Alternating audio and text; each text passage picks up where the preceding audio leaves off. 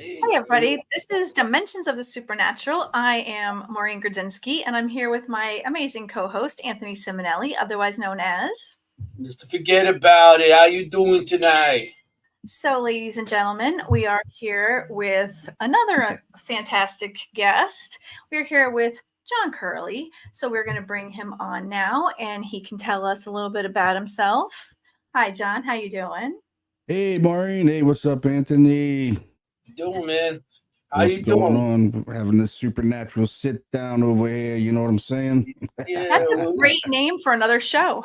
I know, right? We'll do a supernatural sit down, right? we'll have to sit down. Hey, we can discuss it at the sit down. You know, we got a guy, another guy there, another guy.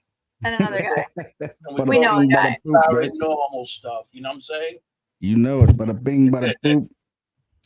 So, John, we have a really great comment section, and we will let you know if there are any questions for you. They do like to ask questions. Sure. Hello, Chris. Hello, Bobby. Hello, Ron. They are saying hello to you. Do you know Ron? Hello, Ron. ERRT owner, Ron. No, I don't. So we're going to get down. You on that show not too long ago. Chris Olgood. Oh, And yeah, Chris, Yep. Yeah. Yeah, you were on that show not too long ago. Yeah, yep. I was looking, look at some of their past shows. Like, hey, he's on there too. Hey, he's gonna be on tonight. Yeah, it's a really great show. Everything's always about just pure evidence, and they like to prove or disprove. Yeah, I've been on there a couple of times. Pretty cool. I love it. I love those guys. They're cool. Yeah, they're great people. We love them. So what would you like to talk about first? Just talk about how you got into it. Like, the normal questions. Start from the beginning? Start at the beginning. I was born 7 pounds, 8 ounces. 7-Eleven. 7-Eleven, really? Yeah. Mine's 721, so we're close. Yeah, I was brought up grew up in Baltimore, Maryland. So inner city Baltimore. And, I say Baltimore. I don't say Baltimore. So you just get that Baltimore slang accent, whatever you want to call it. Baltimore. You're from Maryland. Yeah, from Maryland. So. But yeah, just a little inner city neighborhood. It's an old town. Hamden. I grew up in Hamden. So Hamden used to be a mill town. So a lot of these houses are really old. They date back. Some of them are hundreds of years old. So. There's a lot of paranormal things that go on these old row houses and things like that we lived in. So, but I got my start, but I seen a UFO when I was like 15 years old. Wow. And that kind of jump started me into like reading books on UFOs and watching stuff like In Search of with like Leonard Nimoy and That's Incredible, things like that. And, I love those shows in the 80s, and it carried on my whole life, and just reading books. And there wasn't a whole lot of paranormal shows back then. Like I said, talking about ghosts was kind of taboo. No one talked about ghosts. Yeah. It was like something that was, if the family was around the table and somebody might have brought it up, but other than that, nobody really talked about their house being haunted or things like that. And after I seen that UFO, it was a kind of life-changing event for me. I don't know about anybody else that's ever seen one of those. But, it was pretty incredible. All three of us. It was incredible. Yeah. I seen it. I was like, wow. I'm like, that definitely wasn't from here. It's just like it's moved way too fast for anything conventional that we have. It was out of sight in less than a second from a sit still. And I'm like, wow. If I would have took my eyes, like moved it this way and then looked back, it would have been, I would have never seen it. But I actually watched it take off, and I was like illuminated, like real bright. And then was it coming out of like a mountain area or a flatland, or water? I was in the middle of Baltimore. In the middle of Baltimore City. I was just walking down the street, and there was this bright blue incandescent light above this big oak tree, and it was kind of just like going in and out like this. And I'm watching it as I'm walking, and I'm like, what the hell is that thing? And all of a sudden it got real bright. And I was walking with my cousin, and I reached over. I was like, hey, look at this. And when I pointed at it, it just got really bright, and then just went, and it was just gone like hundreds of thousands, thousands of miles in like less than a second. I'm like, wow, that was some Star Wars stuff right there, man. Like that was a UFO. And I said, did you see it? He's like, I didn't see it. I'm like, oh my God, dude, you gotta be kidding. You didn't see that? He's like, nope, I didn't see it. I'm like, you missed something pretty amazing, dude. That was awesome. And that was it. That was it for round? me. It was just a light, or was it round, or was it a shape, or was it solid? It was up pretty high, a couple thousand feet in the air, and I couldn't see a craft. It was just this bright incandescent light, and it was just sitting still, kind of just pulsing in and out with this blue, really brilliant blue light. And that thing got really bright, and then it made no sound too. It just took off. I was like, wow. Amazing. One of the most amazing things I've ever seen. Besides, have you seen anything since, or just that one time? And I've seen some weird things. I don't know if they were UFOs or what, but I've definitely seen some stranger things. I can't explain what they were, but I've seen something with my daughter one time, and right in front of my house, it illuminated orange real quick, and then it was gone. And I'm like, what the hell was that? And my daughter goes, what was that? I was like, she's seen it in a reflection of the window, but I happened to catch it out of the corner of my eye where my neighbor's house was, above where my neighbor's house was. And I'm like, what the hell was that? She said, I don't know. I seen it out of the window, but it kind of got real bright like the sun, and then went, and it was just gone. I'm like, I don't know what that was. That's wild. And because a lot of times people that see UFOs, it does change their life. Oh yeah, they all of a sudden they just change their life. Anything with UFO wise, or maybe alien, you see an alien or something, gray or whatever, it changes your life. It's like, wow, we're not the only things in this universe, Yeah, what's weird about the neighborhood I grew up in, it's not like it's the first time someone's seen a UFO in my neighborhood. My father actually seen 2 in that neighborhood, because he grew up in the same neighborhood. And one, he seen one when he was a kid, when he was like 12 or 13 years old, going above it was above the row houses, and he said it was kind of going from like house to house and stopping, almost like it was scanning the roof or something, like scanning in the house. He said he followed it up the street, and when it got to the end, it just disappeared. He's like, I don't know where it went. He said it was about the size of like a Volkswagen Bug, but it was like a disc. And it made no noise, but it was just going from like house to house. And what's really weird is when I was younger, we had experienced something in our apartment. We lived in a row house, but we lived on the top floor. And I was around 5 or 6, I think. I faintly remember it happening, but my dad woke us up, and there was this vibration in the house. Like the house was vibrating, like this low vibration, and the whole alley and the out back was lit up like daytime.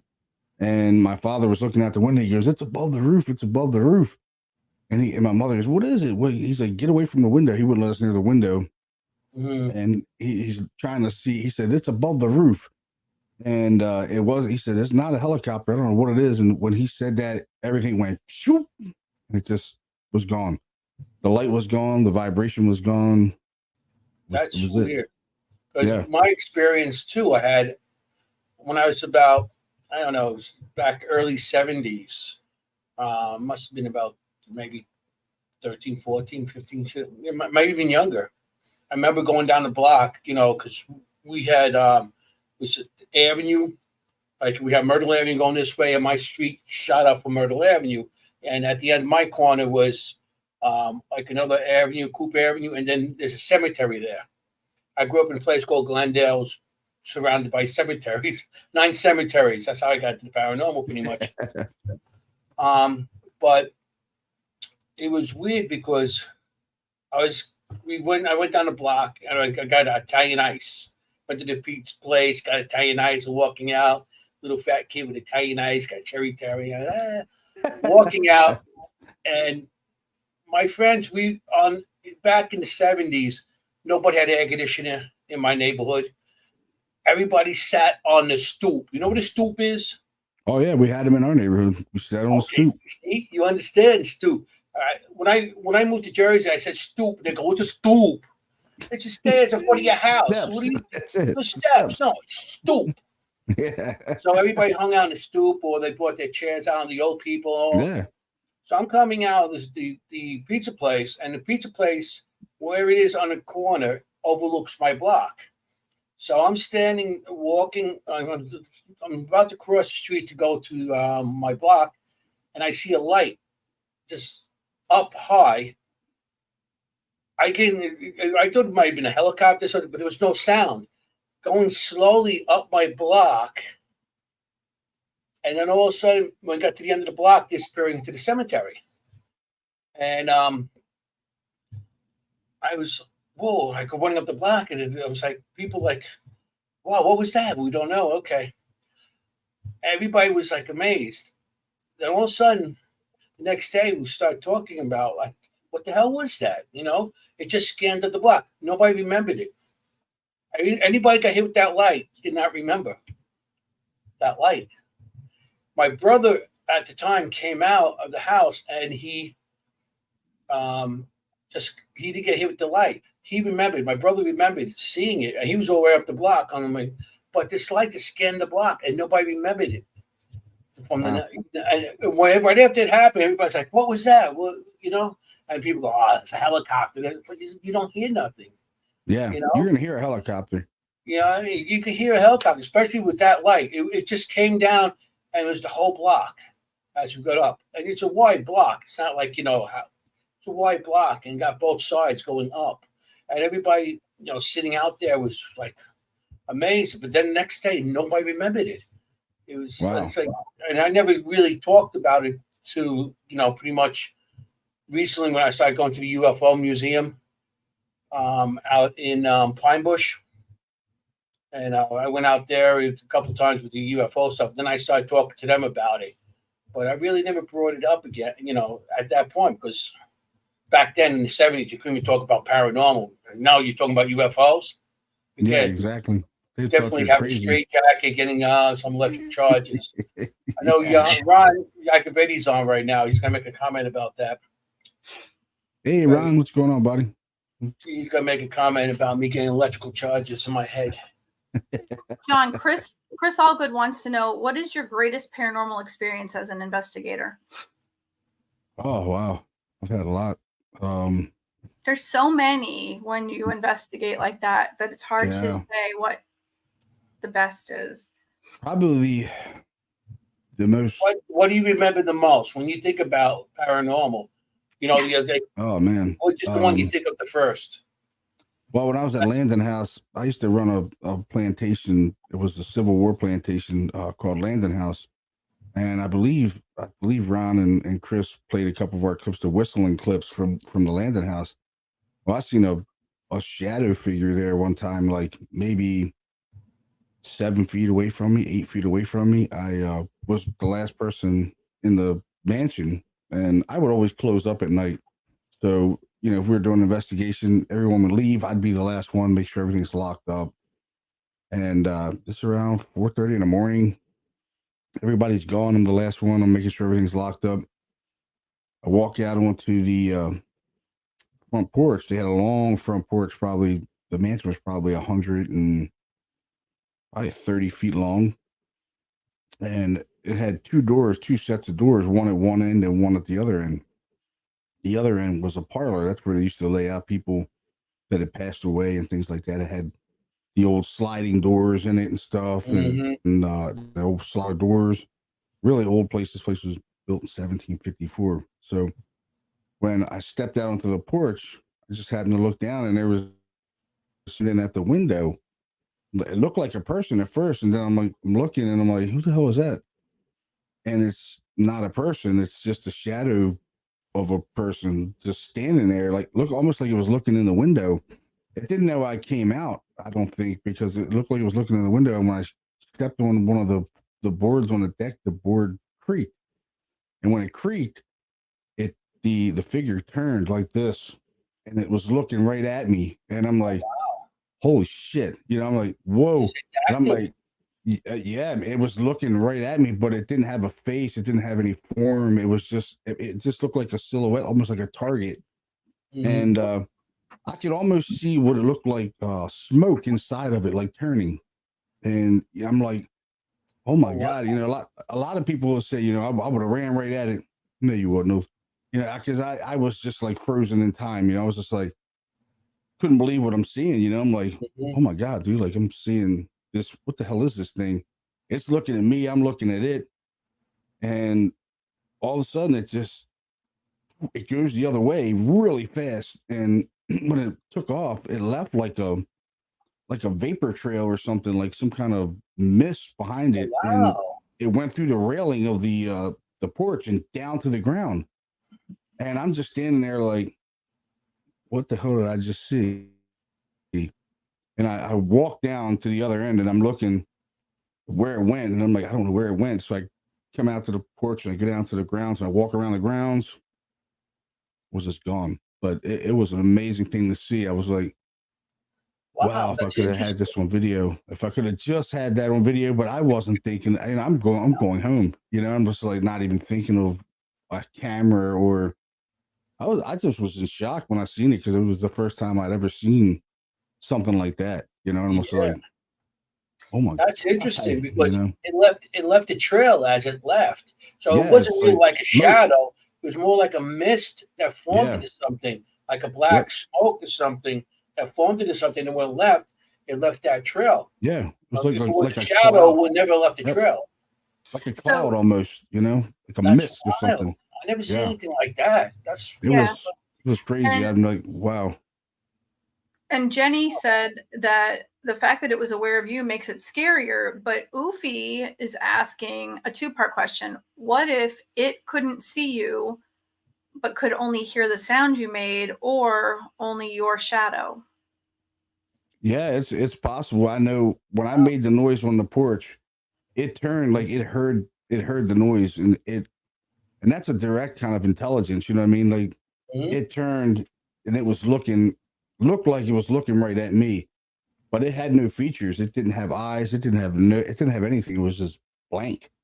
But it looked like things turning inside of like smoke, like clouds almost or something inside of it. It was the strangest thing I've ever seen. Yeah.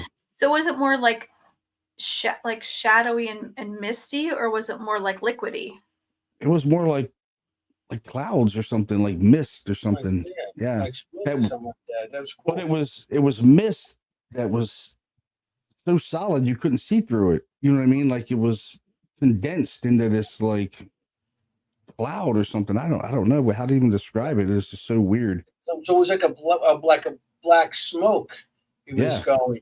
Was there any fires ever in that place? Has anybody ever perished in a fire or something? Or no. It was originally in Virginia, and they disassembled it. It was on the Rappahannock River in Virginia, and they disassembled it and brought it to Frederick, Maryland, and they put it back together in Urbana where it sits today. And it was there's no fire. If there's ever been a fire there, but it was part of the Battle of Antietam. There was a field hospital for the Civil War for the Battle of Antietam.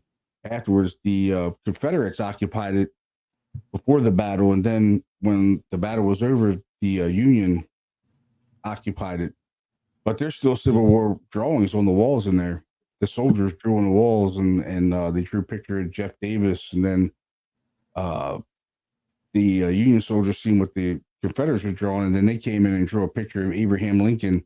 Then they all signed it, the 155th Pennsylvania Volunteers, which is out of Pittsburgh, and all their names are on that wall from the battle, right before the battle and after. Yeah, it's a very cool place, very haunted. Probably one of the most haunted places I've ever been in. I've been in a lot of them.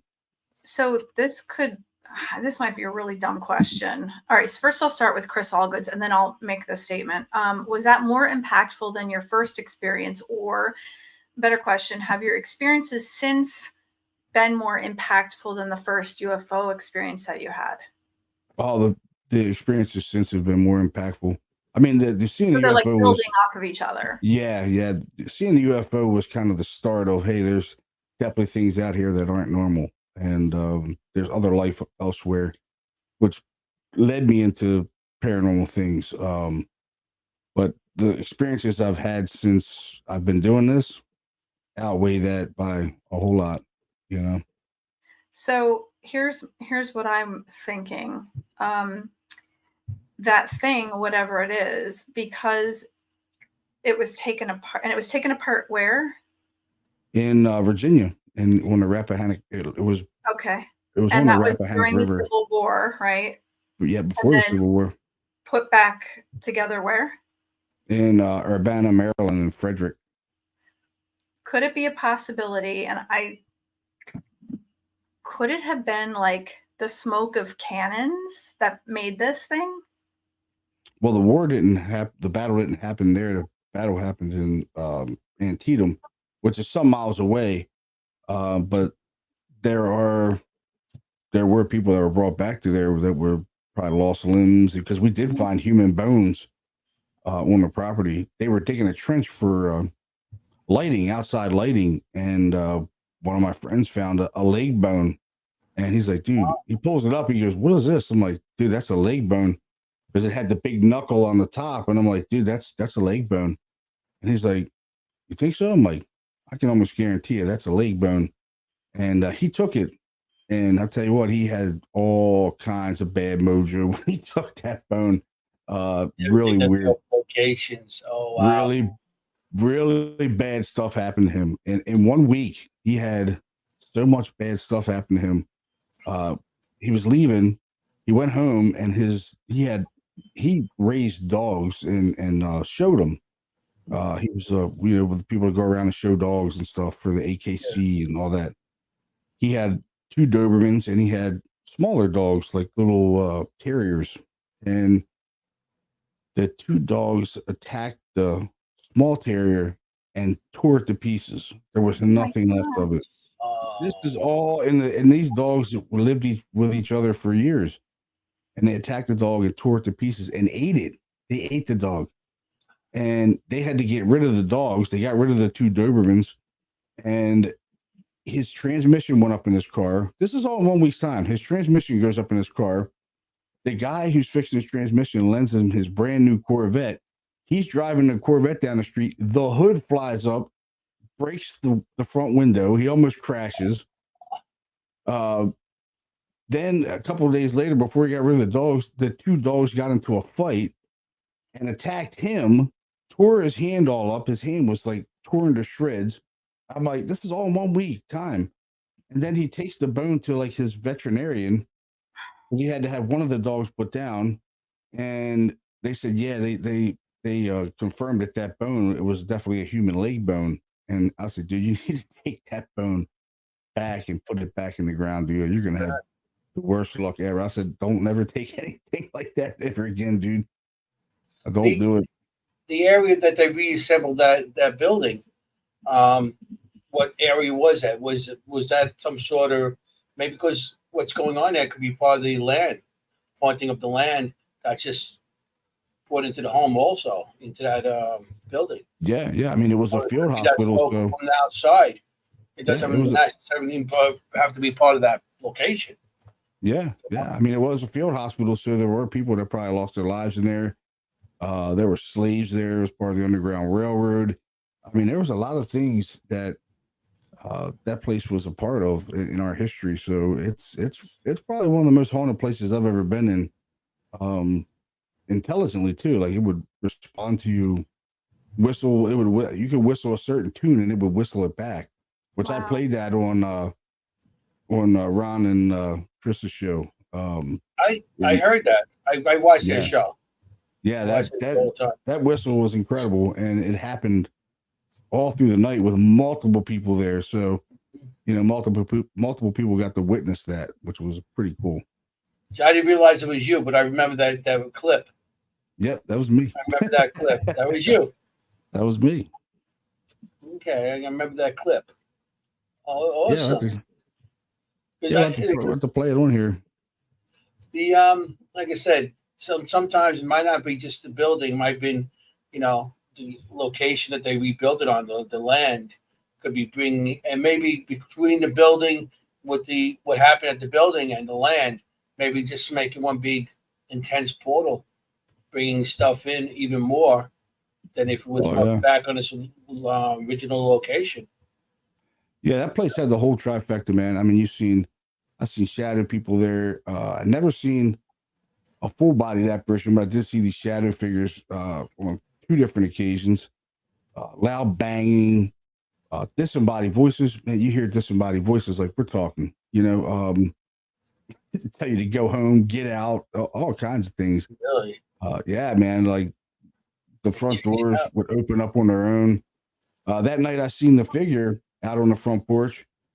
I went home, and about 8 o'clock in the morning, the owner called me. He goes, "Hey man, I'm gonna have to bust the chops a little bit." I was like, what are you talking about? He's like, "You left the doors to Lantern House wide open, dude." I'm like, "What?" He's like, "Yeah, man, the front doors were wide open when I got in there in the morning." I'm like, "Bro, I locked all those doors." He's like, "They were wide open, man. Like someone opened them up." And I'm like, "Those doors were locked when I left, dude." I said, "What's weird is I seen something out on the porch. It was kind of freaky.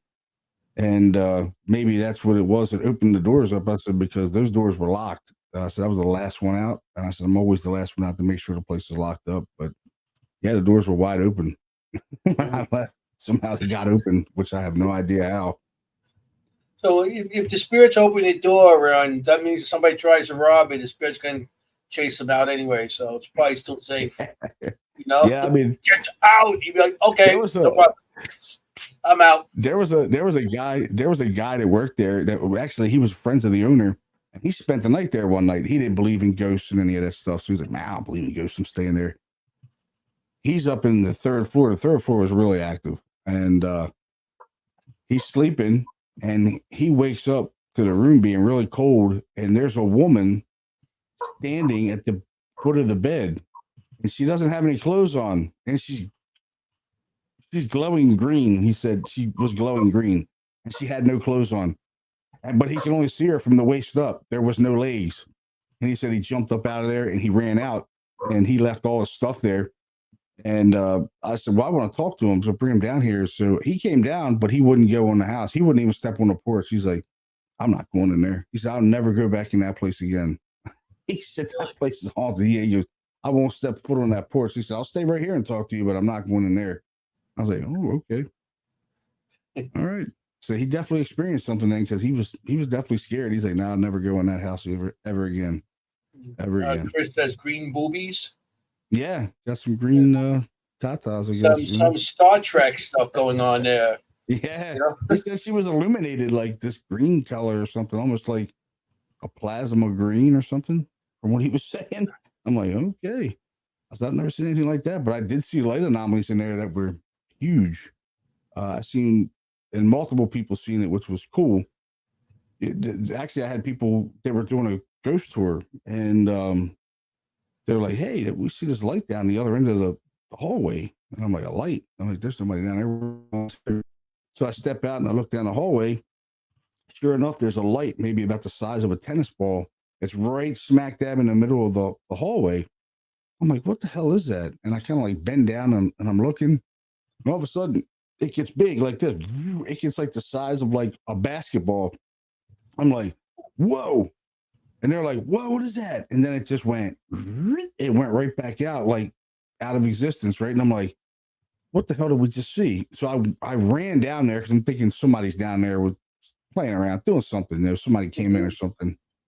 No one's there. I checked downstairs. No one's down there. The doors are locked. I'm like, "Holy, yeah, we seen a light anomaly, like a huge light anomaly." I'm like, "Wow."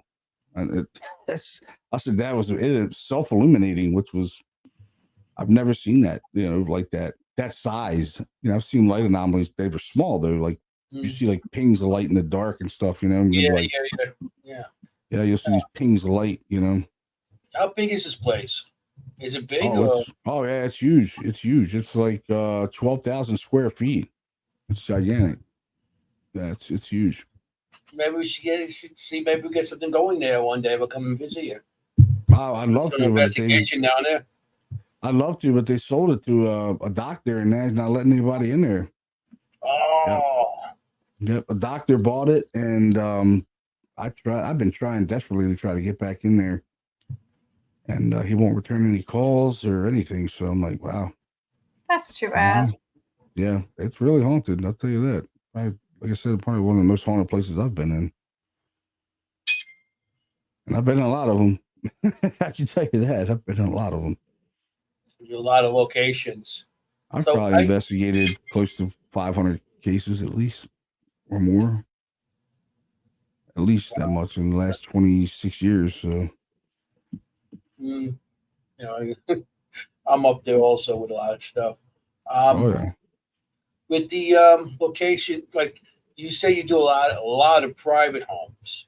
Oh yeah. So you do mostly private homes, but I'm not going to ask you location names or anything.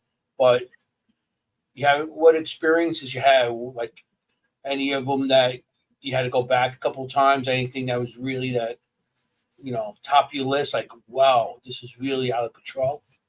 Oh yeah. We got one we're still working on. I have cases I've been working on since 2011. They're still going on.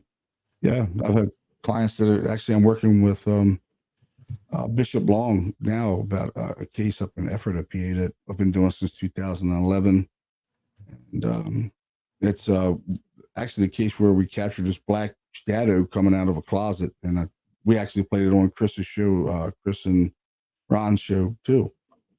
They played that video on there. First time I was ever on that show, their podcast. I'm trying to think of remember that one.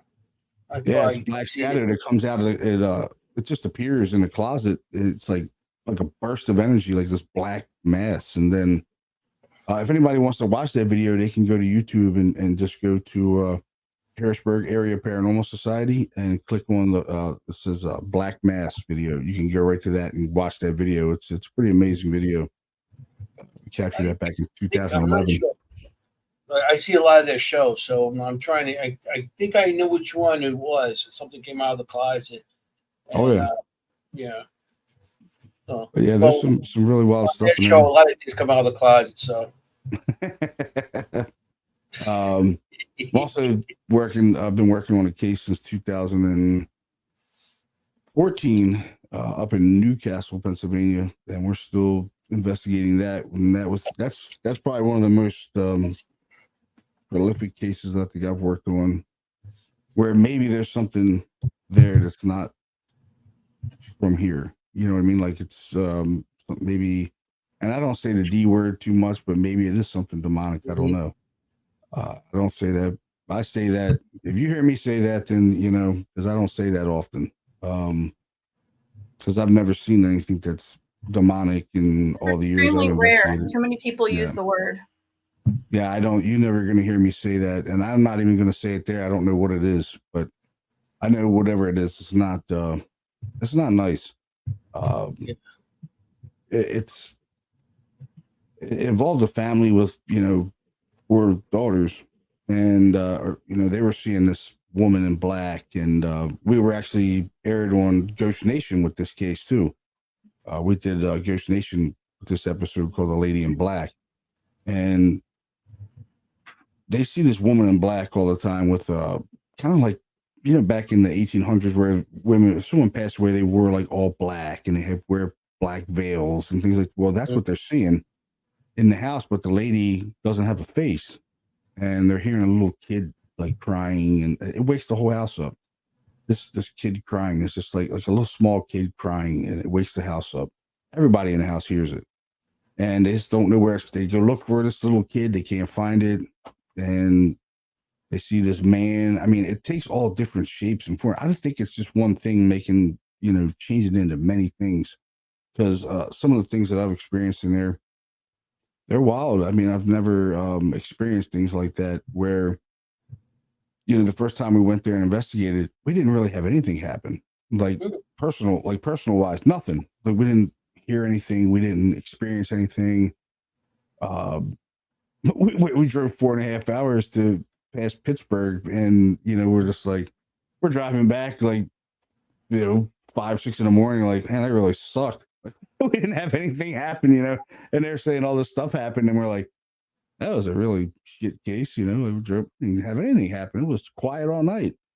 But then we went back into the review, and we start listening to the audio, we start watching the video, and one point in the night, I did find a Ouija board in the house. Now, they did say that the whole family played with the Ouija board. It worked.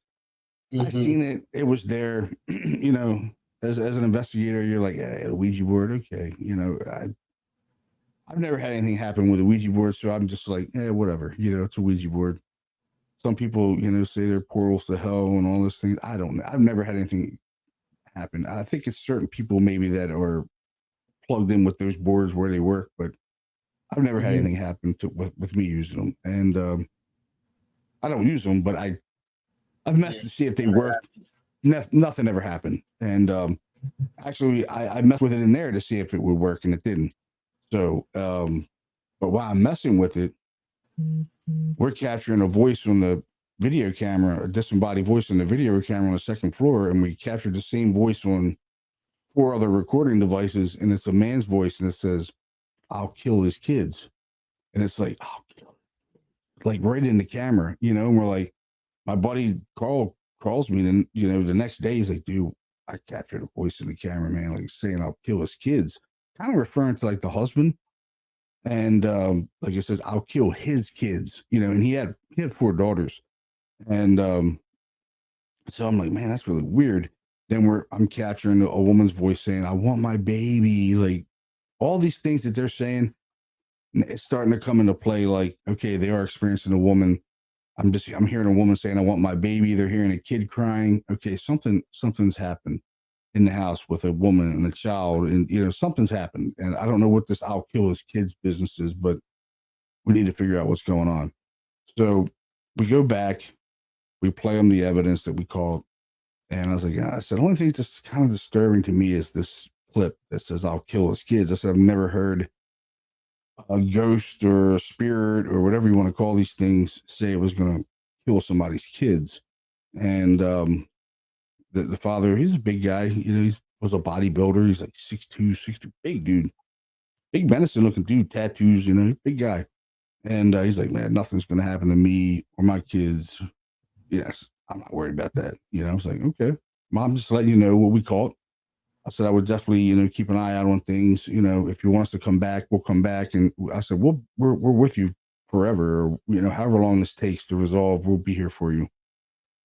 So I said, okay, great. You know, we left, and I think about 2 months had passed, and I get a call from the wife, and she's crying, she's upset, and she said, I just want to let you know that we found our daughter dead in the attic.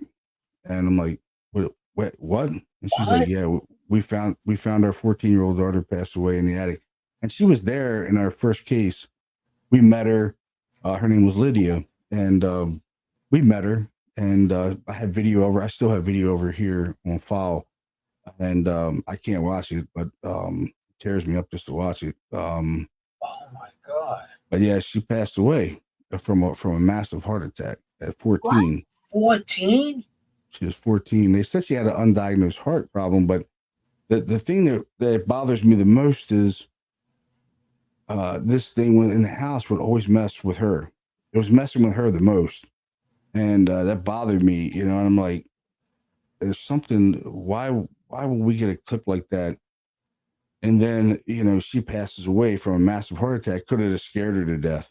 You know what I mean? Because she would wake up and this thing would be, you know, this face would be over top of hers as she wakes up in the morning, you know, or waking up at night. And there was a couple of times where they had called me and the lights are going on and off in the attic. And she's like, the lights keep going on and off. They're going on and off. I said, get the hell out of there. Get out of the attic, you know? And she seen the woman in black. She ran into her in the hallway. The woman in black was in the hallway, and Lydia kind of ran into her and oh my God, ran down the stairs.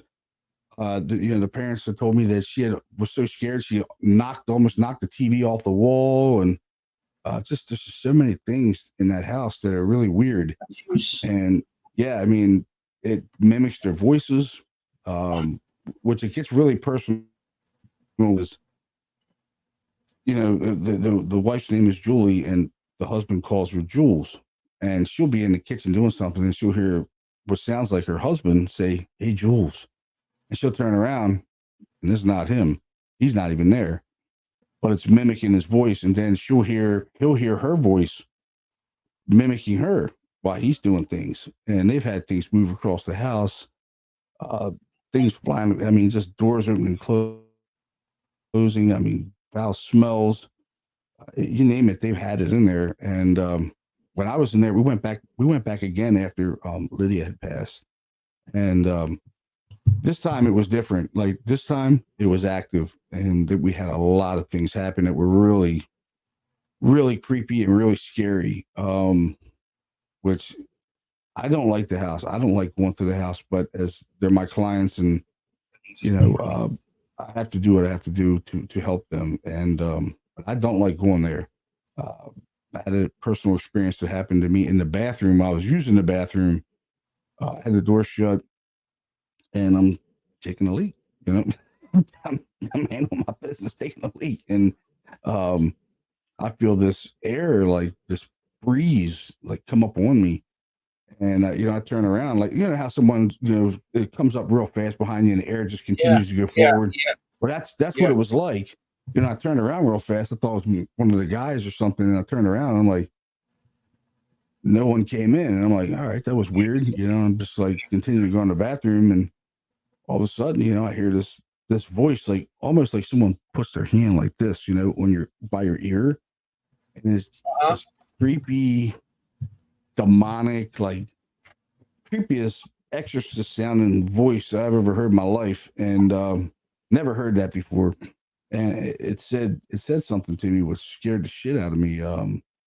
It said there are many, but I'm one, and but it said it in this really creepy, demonic sounding voice. And like I said, I don't say demonic much, and that's something I can describe it as. It's like this raspy, like creepy, deep man's voice, like there are many people I want. It was just like that, See here on TV. Similar to that statement is said in almost every horror movie. It was creepy as shit I've ever heard in my life. And when I heard it, I think I pissed on the floor, the wall, the toilet. You gotta get out of there. I got out of that bathroom so fast, man. I think I jumped down about 7 steps, and I went out the front door and walked around back to my car, and I sat in my car for about 20 minutes. And I was just sitting. I left the guys in there. I didn't even tell them what happened. And Carl came out. He goes, "Hey, man, you coming in?" And I'm like, yeah, I'll be in there in a couple minutes, man. I make a call. I lied to him. I was like, I got to make a call. Like your thoughts for a minute there. Yeah, I had to get myself together because I never had anything like that happen. And I'm thinking to myself, what in the hell is in this house? Because I've never had anything like that happen. And all the years of investigating, I'm like, what is in this house, man? It likes to get you alone, and it likes to scare you. Like it likes to isolate you. And that's the scary part about it. It enjoys getting you alone. And I think that's exactly what it was doing to the girl, to Lydia. It was like getting her alone, and it liked to scare her, like it was an enjoyment for it. You know what I mean? And fed off of it, which I tell you what, it scared the shit out of me. I'm not gonna lie, man. Like I ran out of it. I didn't run, but I walked fast, like to get out of there. And I came back in, but I told the other guys, I said, look, from that point on, I was like, look, don't be alone anywhere in the house. I don't care what you're doing. If you're going somewhere, have somebody with you. And they're like, why? I was like, just do it, And I still didn't tell them what happened. So we're all sitting at the dining room table, me, Carl, and Ryan, and we're just watching the monitors. I didn't even want to go back up to the second floor. That's where it happened. I was like, I don't even want to go back up there. Like it shook me up that bad. And I was like, man, I'm like, first time ever investigating. I was afraid. Like I really was afraid. And I'm like, this thing's gonna do something to one of us. You know what I mean? Like it's escalating to something that's gonna happen. Like if it's getting that personal, like that close, I was definitely afraid, and I'm not gonna be ashamed to admit it. I was afraid, and I'm not afraid much, but I can't fight something I can't see. You know what I mean? Like I didn't see anything either. That's what's the scary part. How can I fight something I can't see or touch? It can touch me, but I can't touch it. You know what I mean? Like yeah. That's the scary part about this whole thing, And we're sitting at the table, and Carl was on one side of the table and Ryan, they're sitting next to each other, maybe, I don't know, 2 feet apart. And I'm on the other side. And they both looked at each other like, and they look at me and they're like, did you hear that? I'm like, I didn't hear anything. He's like, you didn't hear that voice? I'm like, I didn't hear shit. He's like, dude, that was the creepiest voice I ever heard. And their eyes were like this. They're like, what was that? I'm like, I didn't hear anything. He's like, you didn't hear that creepy ass voice? I'm like, no, it happened right in between them. And I was only sitting maybe 3 or 4 feet away from them, but they heard it. I didn't. And it was almost meant.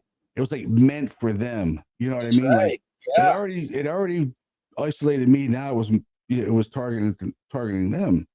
And they were both kind of wigged out. And they're sitting there, and Carl's sitting there like looking at the monitor. And Carl's about 6'1", probably about 260, 270. He's a pretty big guy.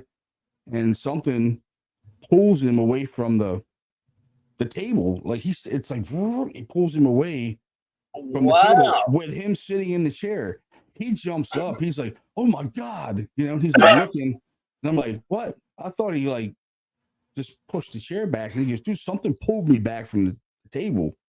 I'm like, no way. He goes, man, and Carl is the biggest skeptic in my group that you're ever going to meet. We call him the Exorcist, for Christ's sake. Like, that's what we call him. We're like, dude, the Exorcist is here. We're not going to have anything happen. But that's one of the few cases that changed him believing that there are these negative things. And that case is one of them. He's like, I can't explain the things that happened there that night. I mean, that night was insane. We had so much stuff happen. And I'm sitting at the table and I'm like, can you do this? And I take my hand and I just bang it on the table like 7 times, like pretty loud, like boom, boom, boom. And I'm hitting the table. I said, come on, do it. And almost like antagonizing it, because now I'm mad that this thing did what it did to me. And now it's doing things, I'm kind of pissed. And the adult, Lydia's passed. So I'm getting mad. And nothing happens. The whole atmosphere changes. It gets kind of quiet. Everything settles down. We sit there another couple hours. Nothing. It's just like silent. Like you could hear a pin drop. It was just that quiet. So we're like, it's like, I don't know, 4 a.m. We're like, we had a hotel room. So like, look, you want to pack it up? And he's like, yeah. So it seems like everything kind of just mellowed out now. Everything's cool. So we pack everything up. We're heading out the door. And me and Carl get at the side door, and all of a sudden we hear this banging coming from the second floor, and it does it 7 times. There's as many times as I banged on the table, it does it. And it's shaking the house. It's like boom, boom, boom. I mean, we could feel it in the floor, above us. I'm like, holy shit, And I'm looking at Carl. Carl goes, man, let's get out of here, dude. Let's get out of here, man. Like this is something's gonna happen. And we just people left. still live there? They still live there, yeah. Are you kidding me? Their daughter passed and all this stuff going on. Yeah. And if we could move a grown man that's sitting at a table and go pull him from the chair, pull his chair back with him in it. Yeah. That's strength.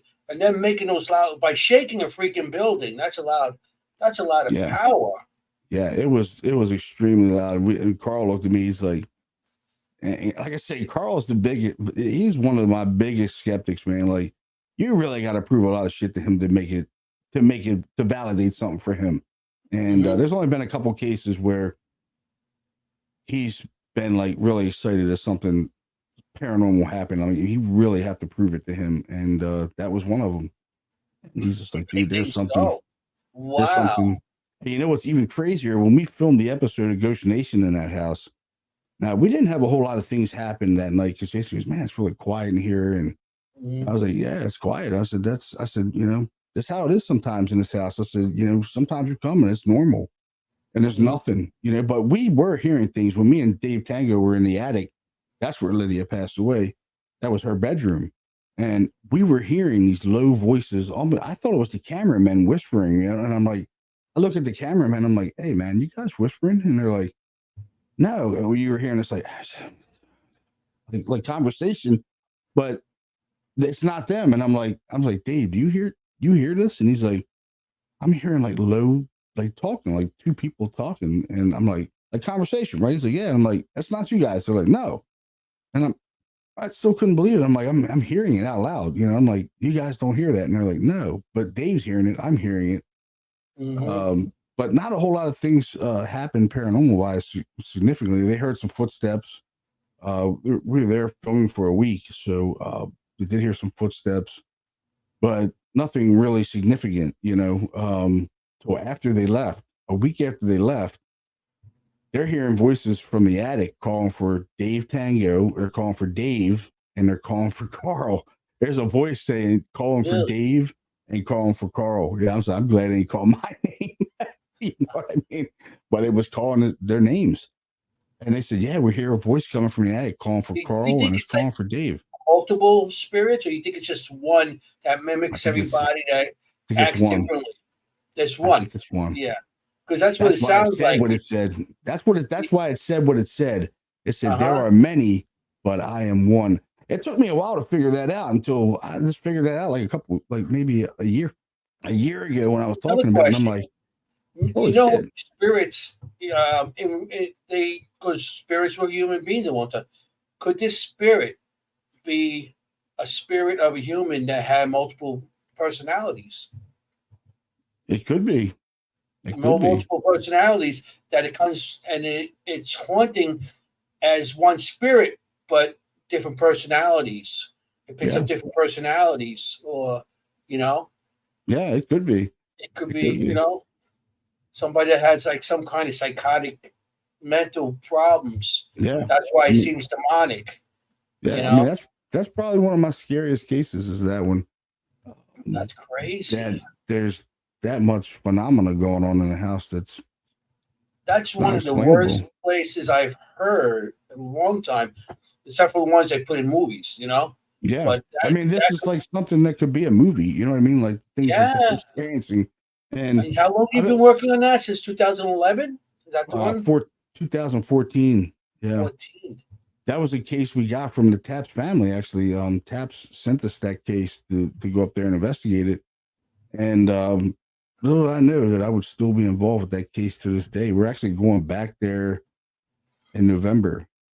They wanted us to come back because now they're hearing screaming in the house. They're hearing what sounds like just blood curdling screaming in the house now. So they're the only ones, the mother and father are the only ones left in the house. All the other kids have moved out. So it's just them now.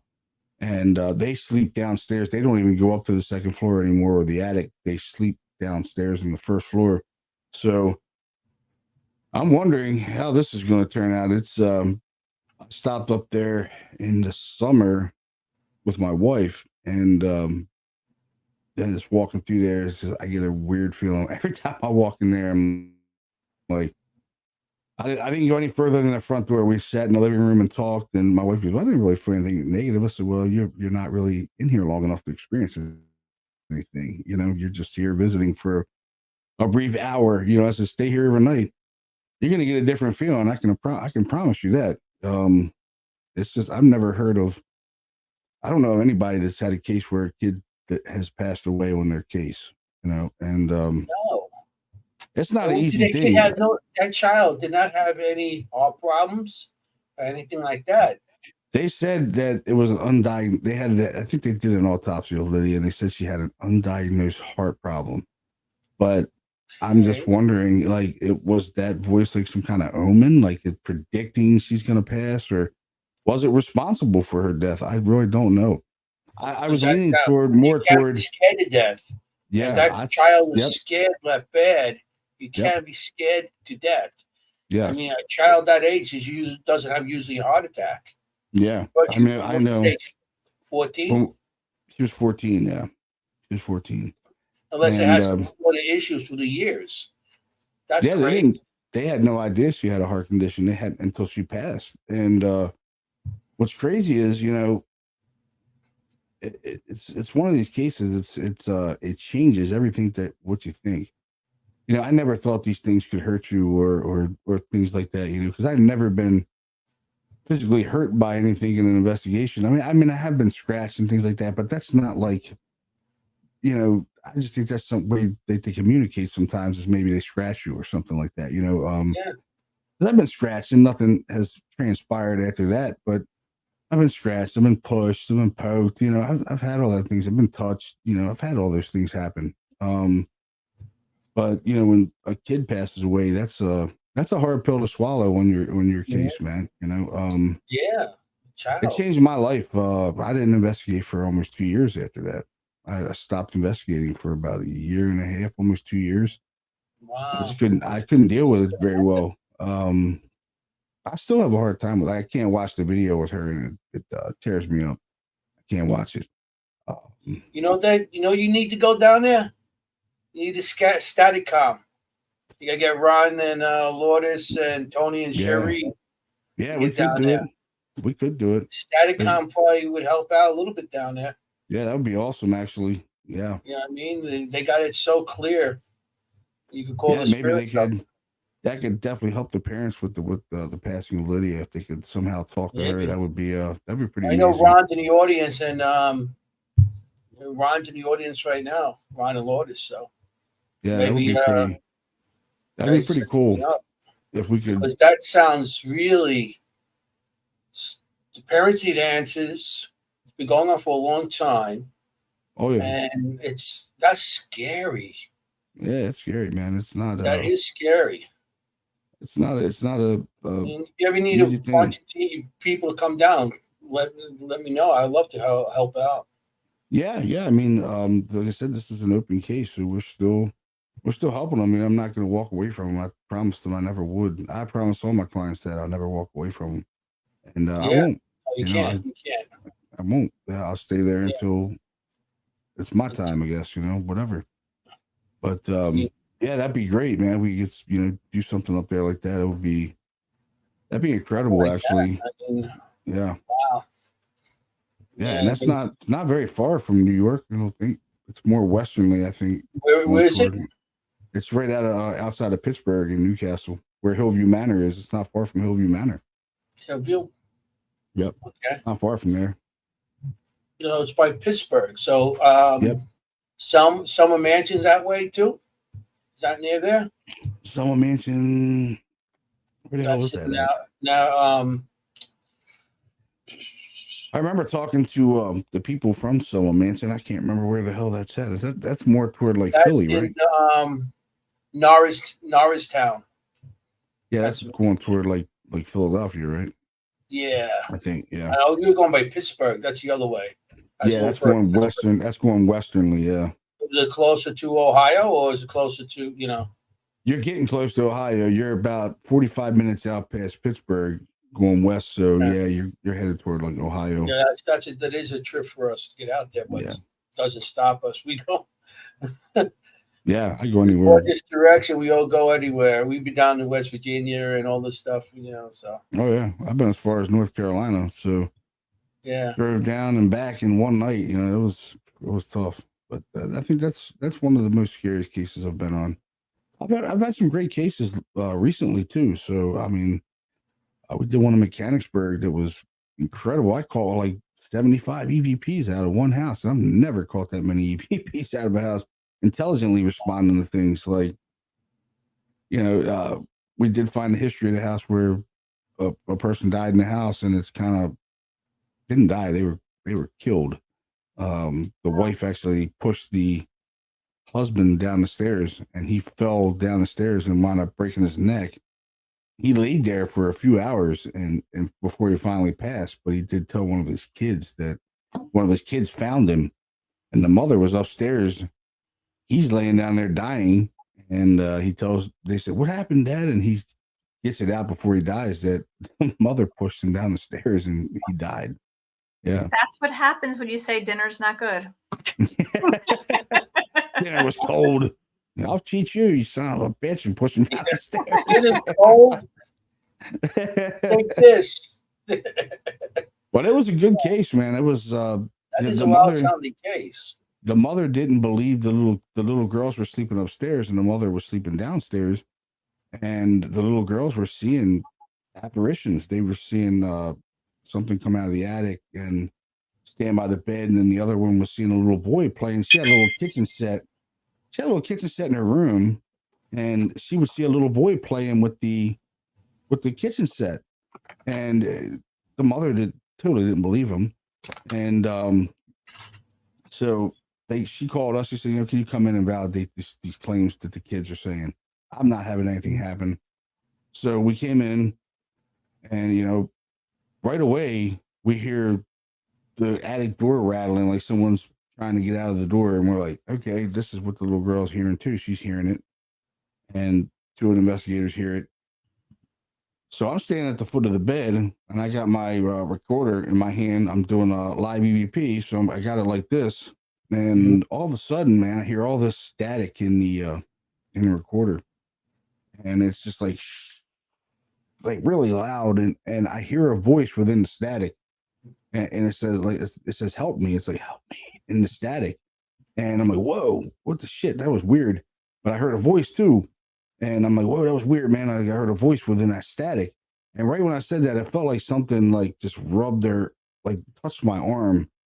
This real cold, staticky feeling. And all the hair just went right up on my left arm. And I'm like, something just touched my arm. And I'm shining the light over all the hair is like just standing up on my arm. I'm like, dude, there's something here. I said, yeah, that's pretty cool. You touched me. I felt it. I said, you're impressing me.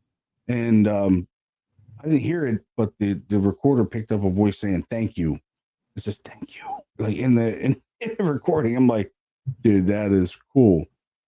But there was a lot of things that happened in there. Yeah, I said, there's a little boy here. Can you tell us your name? And it says his name. It says Henry. It says Henry. So we captured a little boy's voice saying Henry, validating what the little girl seen. And I had a static camera setting up in the same room, in the 8-year-old room, and I'm watching the video at home, and I hear a voice go, like in the camera, and I thought it was one of my guys, because there was a guy sitting on the floor, and I said, that must be Carl, because me and Carl always mess with each other. I'm always going, Carl, and he's like, John, we're always joking around, and I thought it was him, right? So I'm like, I'm gonna check the recorder, because I had a live EVP going at the same time in the same room. So I went into that recorder to kind of validate it to see if it was him. And my recorder didn't pick up any voice, but the camera caught the voice saying John. I'm like, oh, all right, that's cool. I said, that's a pretty good validation. The camera says John, but this recorder is not saying nothing. And I'm only standing, I don't know, 5-6 feet away from that camera, and it doesn't pick up any voice on my recorder. Nothing at all. But the camera picks up a voice saying John. I'm like, that's cool. And then later on, we're catching voices, saying, the bitch shoved me. It's just a man's voice saying, the bitch shoved me. And I'm like, this is all things that are collaborating. We're experiencing in the house. It's collaborating with what happened in the house. So she wound up moving. We were going to get with the landlord because she was scared. Because later on, after we investigated, I think like a week later, she moved. Once we let her hear all the evidence, she moved all the kids out of there and moved them downstairs with her. So one night, they're all sleeping, and the youngest daughter wakes up, and she hears what sounds like a baby crying upstairs. And she looks over, and her baby, the mother and the youngest, the baby, are sleeping next to her, but she hears a baby crying upstairs. And it's calling her name to come upstairs. Whatever's up there, it's calling her name to come upstairs. Yeah. And I'm like, thank God she didn't go up there. She was smart enough not to go up there. But the voice sounded like her mother. It was mimicking her mother's voice for her to come upstairs. And I'm like, oh, wow. So you need to get out of this house. I said, this is not, you need to move. There's a lot of things going on here that's, if it's mimicking your voice telling your daughter to come up there and there's no one up there, anything could have happened. She could have got pushed down the stairs and got hurt. You know what I mean? Like, yeah, you're kind of poking the bear with this now. You know what I mean? Like, you poke the bear, eventually you're gonna get bit. So I'm just like, you need to move. If you need us to step in, and I'll talk to the landlord, whatever you need to do, I'll present this evidence to the landlord. This place is haunted. Get you out of this lease so we can get you out of here. And she contacted the leasing company and said, this place is haunted. I want out of here. And they're like, this place ain't haunted. And I'm like, tell them I will come down there and play the evidence for them, and they can hear it, so you can get out of this lease. I said, they need to let you out of this lease. And she told them that, and they let her out of her lease. I said, yeah, we're going to let you out. And they let her out. Another family moved in, and they're experiencing paranormal phenomena. One of the guys got pulled out of the bed in that very room where I got touched. He got yanked out of the bed onto the floor. So, wow. Yeah, there's phenomena going on there. I'm trying to get back in there, but not very successful. But do you have this evidence on your site, on any of your your YouTube channel or anything? I have some bits and pieces of evidence. I mean, I don't put a whole lot on there. Yeah, you can't really put that card in because it's private, Well, I put it on there if they allow it, but a lot of my evidence I don't put out there. I put some really compelling stuff out there, but I kind of save it for like podcasts for people that are really interested in this stuff, that really want to see real paranormal stuff. I'll play it for like podcasts like yours and Ron and Chris's. I like people that really respect what we're doing. You know what I mean? Like you put it on YouTube, you get all these people, oh, that's fake. And this, I don't do anything. I know, you always have to hear that. Anything. That shit irritates me. I'm just like, I don't spend thousands of dollars on equipment to fake anything. You know what I mean? Like, this is not why I'm doing this. And I get insulted when people say that. You know what I mean? Like, I get pretty mad. I'm like, what you're looking at is real. This is real. This is not a game to me. I don't play games. This is real. I'm not benefiting anything out of this but to help people. That's it. I'm not making any money. I don't charge people for anything. I just want to help people. And people say things are fake. I'm like, there's nothing in my catalog that's fake. Everything you're seeing is real. They think you're doing it for television or for show. I've been on television, but I never gained anything out of it. You know what I mean? And if anything, I just got some clout out of it that, hey, I am a legit paranormal team. And you can bring me into your house and nothing bad is gonna happen. Like, you're not gonna get robbed or anything, like, you know what I mean? Like, all my paranormal investigators are background checked. I have a criminal background checks on every member of my group. So, if a client wants that, I can show that to them. Hey, every one of my members are criminally cleared. You don't have to worry about that. Yeah, because you have people going to your homes and stuff like that. So some of them, they might say, "Oh, who's these people coming to my house?"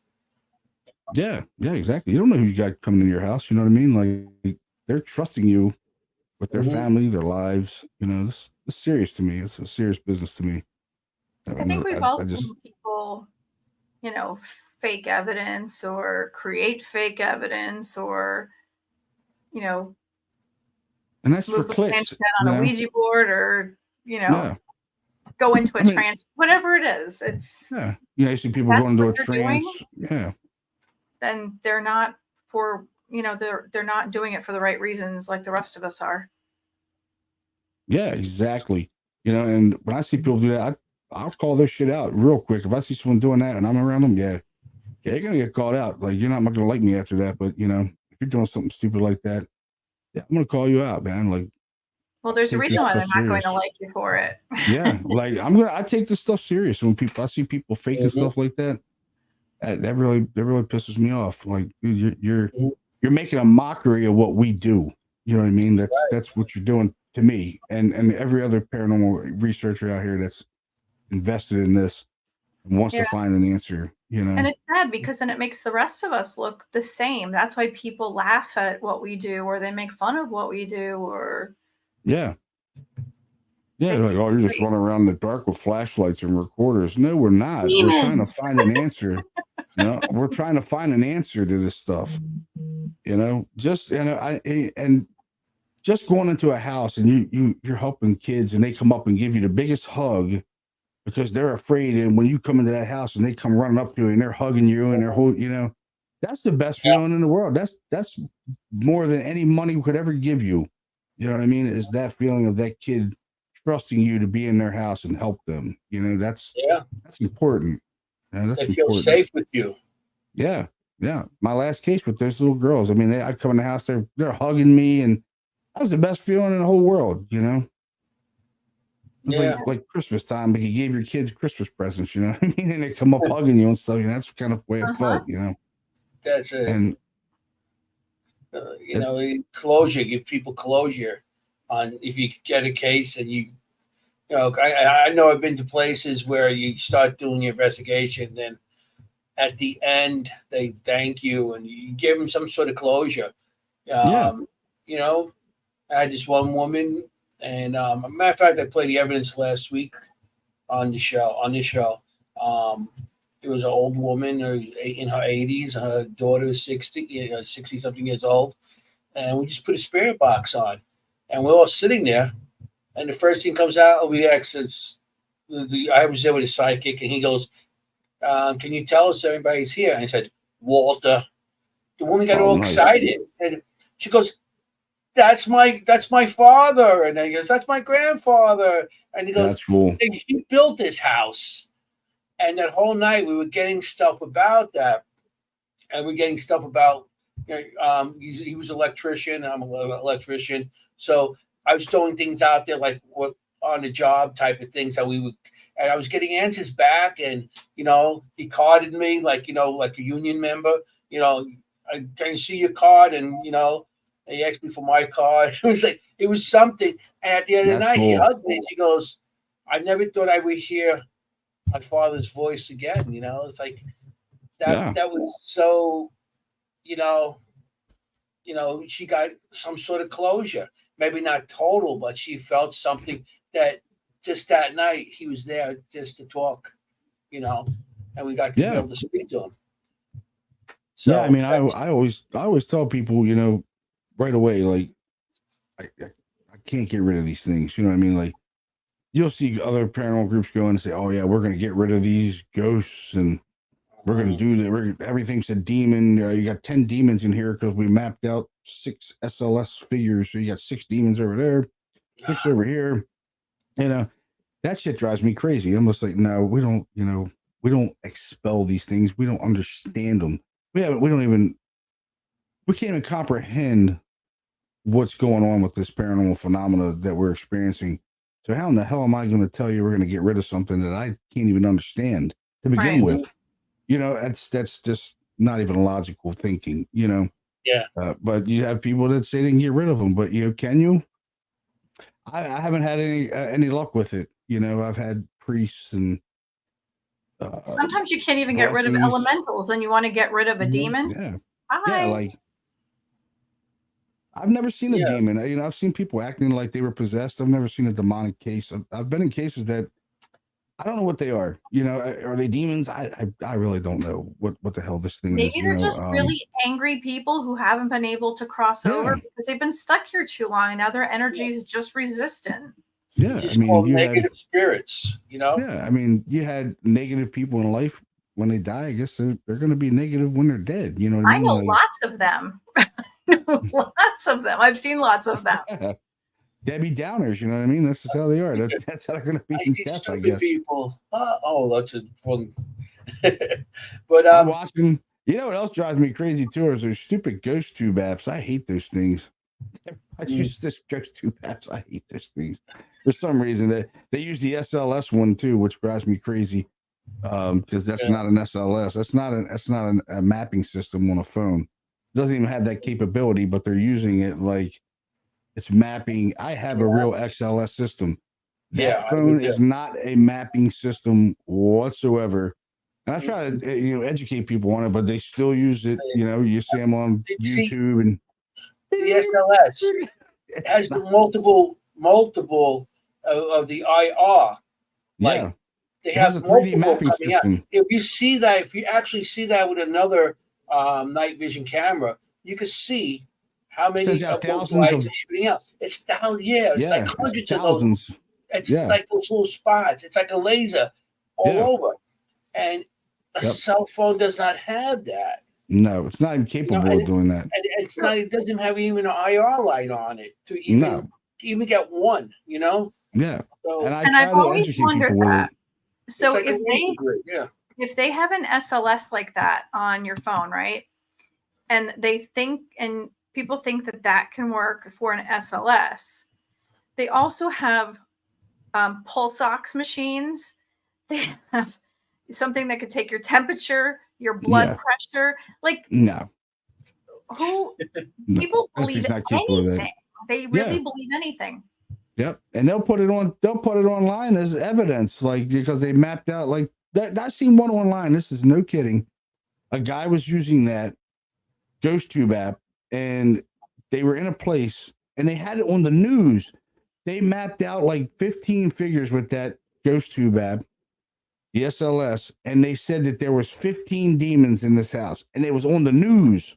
I'm like, wow, that's totally irresponsible. And now you have these people thinking in this home that there's 15 demons because you mapped out 15 stick figures on a ghost tube app.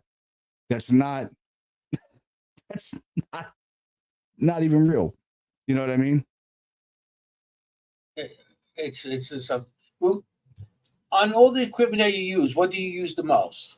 All the equipment that you use. A digital voice recorder, a camera, and I do like the XLS V2, the 3D mapping system. And a zip tie. Yeah, and a zip tie. Yeah. You have to toss that in there. I've caught some cool stuff on the XLS V2 lately that I can't really explain. It's expensive system to buy, but it's going to cost you about $600 or $700. But it's cool because it shoots. It's almost like LiDAR. When you're looking at it, you can physically say the cameras. You're mapping out a room. I can take that thing and I can go up and look down. If I'm mapping something that's there, I can look down on it. I can pan to the side, look on the side. I can even look from underneath of what it looks like. That's the newer one. That's the newest one out. That's the V2. Yeah, that thing is awesome, dude. It's awesome. And I talked to the guy who that I bought it from. I said, do these things pick up dust? And he's like, no, absolutely not. He said the V2 does not pick up dust. So if you're mapping something anomalous there, most likely it's paranormal. So, and I've caught some pretty cool stuff on it so far. So, wow. I'm impressed. I got the SLS, got the original SLS I used to use. Yeah, that's the older technology. Now they get that newer one. Yeah, it's badass. I like it. I said, wow, I really like the camera on it. Is the same camera, or they're making newer cameras? It's it looks like a newer box that's on there, like the XLS, the 360 box. It looks newer. Oh, yeah, the thicker one, the Xbox One or something like that. I think they call it. Yeah, I think it's the one. Yeah, or maybe the newer one. I'm not sure. It's a big square one. It's a good. I'll tell you, it's really cool. The mapping system is awesome one, I think, man. I like it how you can pan around and look down sideways. That must be cool. Yeah, I mean, it's pretty awesome. I've seen people use the SLS, and I mean, you're looking at them and they go, hey, there's this figure there. No, it's like in front of you, it's reflective. You're actually picking yourself up. Yeah. That's why SLS, when you use it, you got to know your location. You got to know what you're shooting into, or where you're shooting, because it's always trying to map something. It doesn't matter if everybody, the stick figure, that must be a person. No, it's trying to map something that it's trying to recognize that thing as a figure and making it into a figure, but it's not really a figure because it's one place I was at. There was the old the umbrellas in the middle of a table type of thing. Yep. Well, the umbrella was pulled down. It had like a little skirt in the top, and it came down like this. And the SLS was mapping that as a person, like a tall person. So people I'm with, like, as a tall person, I'm like, wait a minute. And I have my night vision camera. I'm going. I said, there's an umbrella there at the same spot where the SLS is mapping. I'm like, let me see something. And then I moved it, and it was just mapping that umbrella. It was just a mapping because it's seen something look at the head with shoulders. So it's trying to map something out. And of course, it's going to be moving because it's still trying to map it out. So, I mean, you have to, when people use that, they got to know what they're doing because I seen too many false positives. I think, oh yeah, that's true. No, it's not. Yeah. We just had something happen with the XLS about 3 weeks ago. We're down in the basement. Their bedroom is down in the basement. So actually, this house was aired on Kindred Spirits, and we met the owner of the house at the bash, at the Gettysburg Battlefield Bash. She came over to our table and she goes, "Oh, I see you guys are part of the Taft family. How come you guys didn't investigate my house?" I was like, "I don't know. We didn't get your key. The Taft family must have gave it to somebody else." And she goes, "Well, I'd really like you guys to come out and investigate it." I was like, "Okay, cool. Yeah, I'll definitely do it." So we went out there, and they were saying they've seen. What's really real weird about this case is they see the same lady in black like we did in Newcastle. Described her exactly the same. Black mourning dress with the black veil. Everything. They described her almost the same. Me and Carl looking at each other like, all right, that's interesting. It stands by the bed. And that's exactly what it did in Newcastle. This thing was stand by the bed by the wife and then stand by the daughter. Same exact thing. I mean, it's totally weird. I don't understand it whatsoever. And so we go down in the basement. We're in the room, and I'm standing there. And I said, well, they said they see her come out of this closet. So, and it's just a utility closet. There's nothing in there. I think it was just like a little bit of storage stuff they had. So I opened the door. When I opened the door, this really blasted cold air came out, like really hard, like cold air, like almost like it was an air conditioning vent blowing in your face, So I'm like, damn, I was like cold. So I'm like looking around up in the ceiling for AC return, and there's nothing in there. There's no AC return. And I'm like, all right, I'm thinking to myself, all right, that's pretty weird. There's no AC return vent. And where'd that cold air come from? So I'm standing in the doorway between the closet and the bedroom, and it's really cold. Like it's cold there. Like there's a significant temperature change. There's something there. So I'm like, finally I say something to Carl. I'm like, it's cold right here. I said, I don't know why. I said, it doesn't feel comfortable right here. Like you get that feeling when you're in a haunted place, and it just didn't feel right. So I said, I'm going to move from this spot because I don't want to, something doesn't feel right. So I shut the door and I walk away. And as I'm walking over to the bathroom, I just happened to look back at the XLS, and it's mapping out a figure where I just shut the door. And I'm figuring maybe it's just the door that it's mapping out. Did I shut the door? It's mapping it out. So I'm looking at it and I was like, there's a figure over there now. And I said, hey, Carl, go over there and put your hand in it and see what happens. I just want to see if there's a physical change of the atmosphere right there where it's at. So he walks over to it. And like I said, Carl's total skeptic, man. Like you meet this guy, he's a skeptic. He walks over, he sticks his hand there. I said, right there. I said, put your hand there.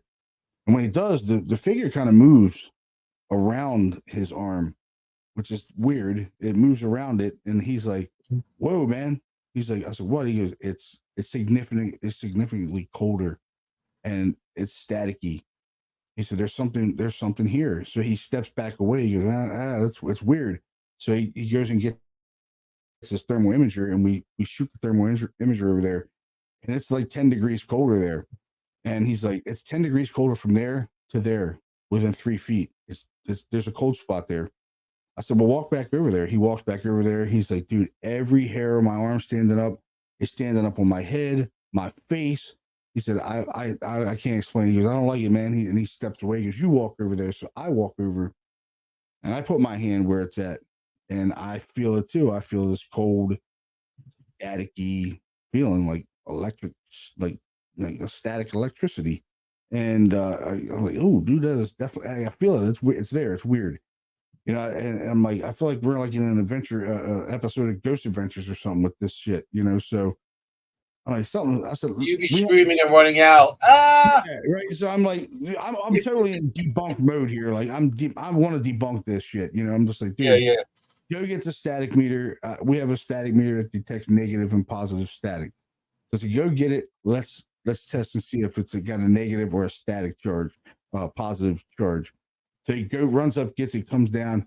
He starts walking over with it, and it disappears. It's gone. And it's been there for like 10 minutes. It hasn't moved.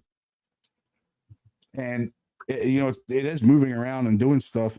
But when he walks over with the meter, it's gone. I'm like, all right, so that's weird. It's gone. And he goes, the static, the cold's not there anymore. The static's not there. He said, we're not picking anything up on the static detector. So I said, let's try to recreate what happened. So I stand there, I open the door, I shut the door. I said, the figure there, I move, nothing. We can't recreate it. It doesn't come back. We can't recreate this big ass figure that's there. And it's big. It's bigger than Carl. I think Carl's 6'1". And this figure was significantly bigger than him. It was like to the ceiling almost. And what's wild is the little girl said she sees that same figure in the room that's big. And she drew a picture of it too, which was blowing my mind when I seen it. I'm like, everything's kind of validating that was a paranormal experience. Like we couldn't recreate how it was happening. We didn't recreate how it was happening. We experienced a cold spot.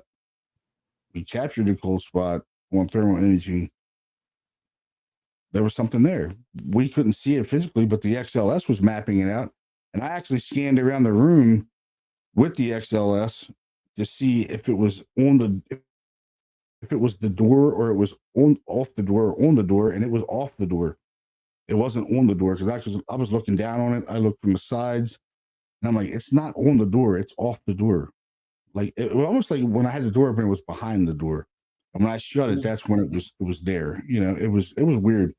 I can't explain it, but there's some few things that we've caught on XLS that I can't explain it. I mean, there's figures, it looks like someone walking, like a head, like following one of the investigators, and then a face manifests out of nowhere, like not a face, but some kind of energy. It's like all of a sudden the XLS starts mapping something there it's glowing, and it's there, almost like a face is looking at the camera, and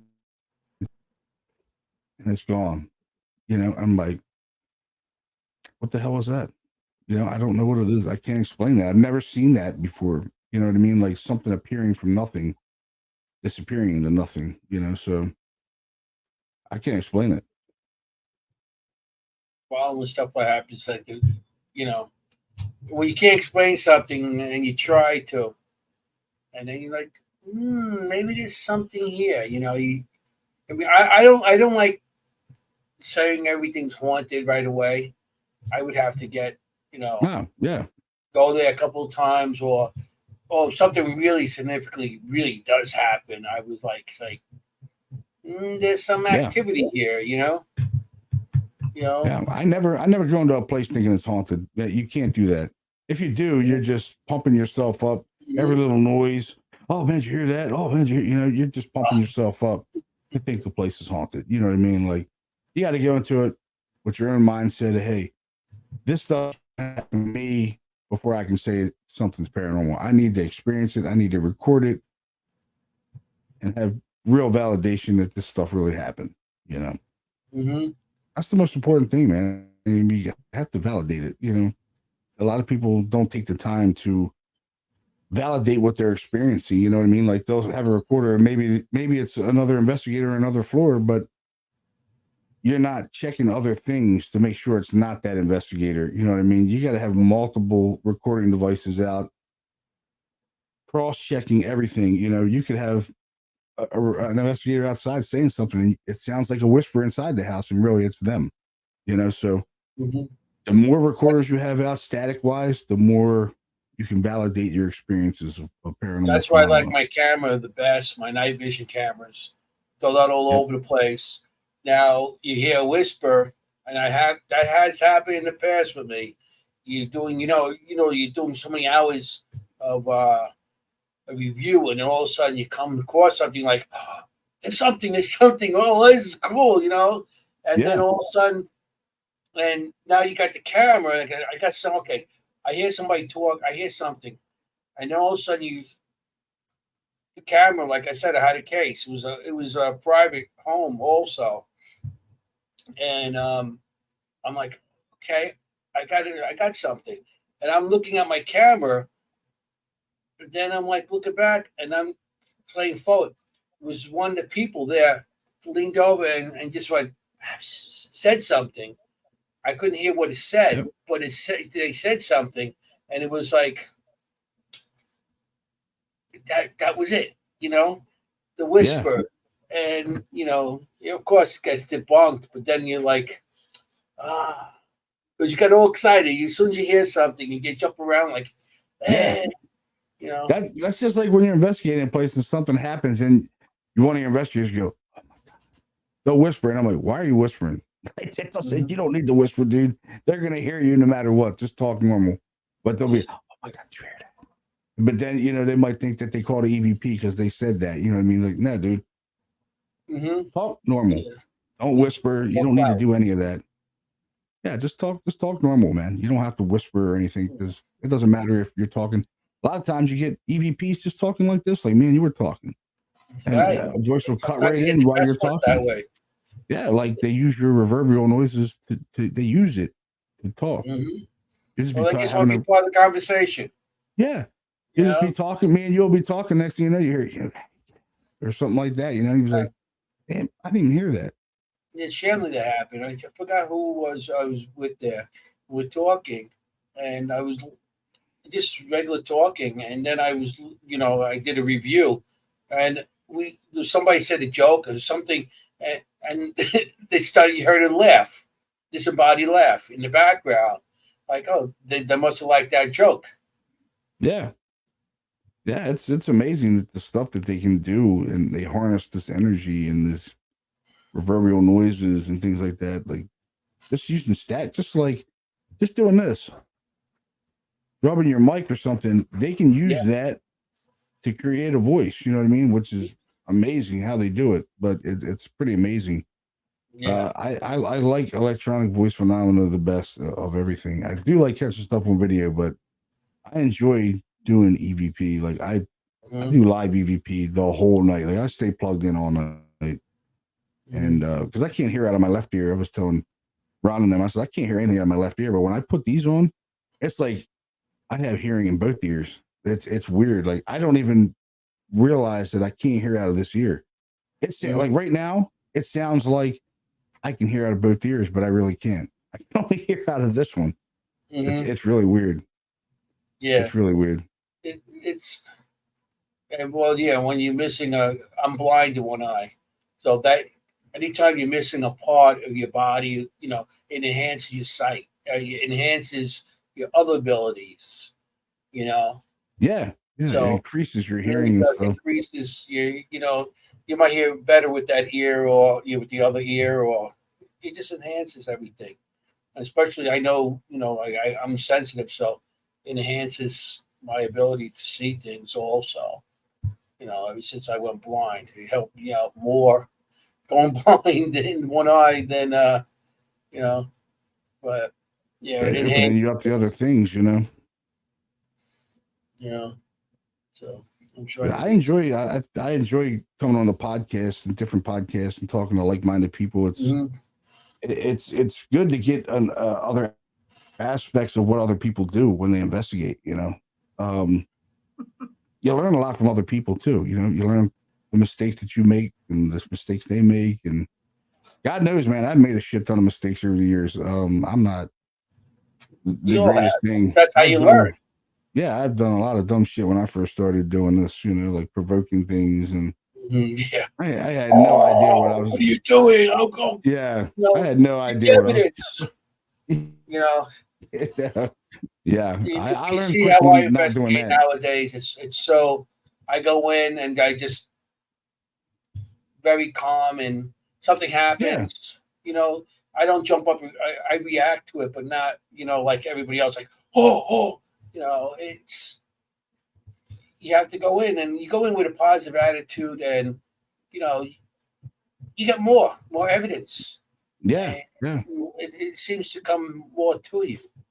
Yeah, I mean, I haven't worked with a whole lot of people in the field over the years. I've kind of stayed to myself, but now that I'm out and doing the Paracons and things like that, it's nice to see other people and see how they're doing things, and you learn a lot from other people and different things. And I've just been doing my own thing for a lot of years and never really. I was on the ParaX network way back in the day when ParaX was around. I don't even know if they're still around anymore, but they were. That was just like an internet radio station, I guess. You know what I mean? Like when it first came out. Yeah, but it was just. I used to go on. One of the guys I knew had a podcast on those. Chuck Sanders. Yeah, I know Chuck. Yeah, Chuck. I'm friends with him. He had me on so many times, and it was just radio. It was like no picture. It was just audio. Yep. Yeah, just the audio, and that was it. But what was his name? So something. So searching souls, something, whatever it was. Yeah, something like that. Yeah, I think he was. Yeah, he was on ParaX, I believe. Yeah, I remember that. That's going back. Yeah, I think the next year the bash is at the Eisenhower, so that's a lot bigger place. That place is huge. Got my room already. Same. They sold out. They're selling out. I got mine. Yep, I got my room, so I'm ready to go. I'm ready. It'll at least be the three of us. Yeah. It's gonna be big. Yeah, it's gonna be big. I'll tell you what, I think that place will hold about 180 vendors in there. Yeah, I've been doing the Gettysburg Paracon since like the second or third one. I think I started going with them. Okay, I used to go there when it was Phenomenology. They used to hold it at the Eisenhower, which there's a haunted farmhouse right there too. You can investigate right there at the Eisenhower. There's a haunted farmhouse. The Hoffman farmhouse is right there. Oh, okay. Somebody invited us there this year. Somebody invited me to go there this year. Yeah, it's right there. It's right there at the hotel. So I'm sure Pam will have something set up where you can go in there and investigate that place. It's pretty cool. It's active. I go to those things. I stay at the hotel because I just want to drink. Hang out. I wanted to last year, but I had to drive back and forth. So I was like, next year I'm just staying at the hotel. So yeah, that's a cool event. Yeah, that's a great event. It really is. You going to MassCon? Are you going to be at the MassCon this year too? Massachusetts, America? No, not this year. No. I think the Hell House Paracon was our last one for the year. Yeah. I've been doing a little more Paracons now than than ever. I retired, so I got time. Yeah. This is our first year kind of getting into the Paracons. At least I used to do them way back in the day, but I enjoy doing them now. You meet a lot of cool people, a lot of people I haven't seen in a long time too. So it was fun. I enjoyed the bash. It was nice.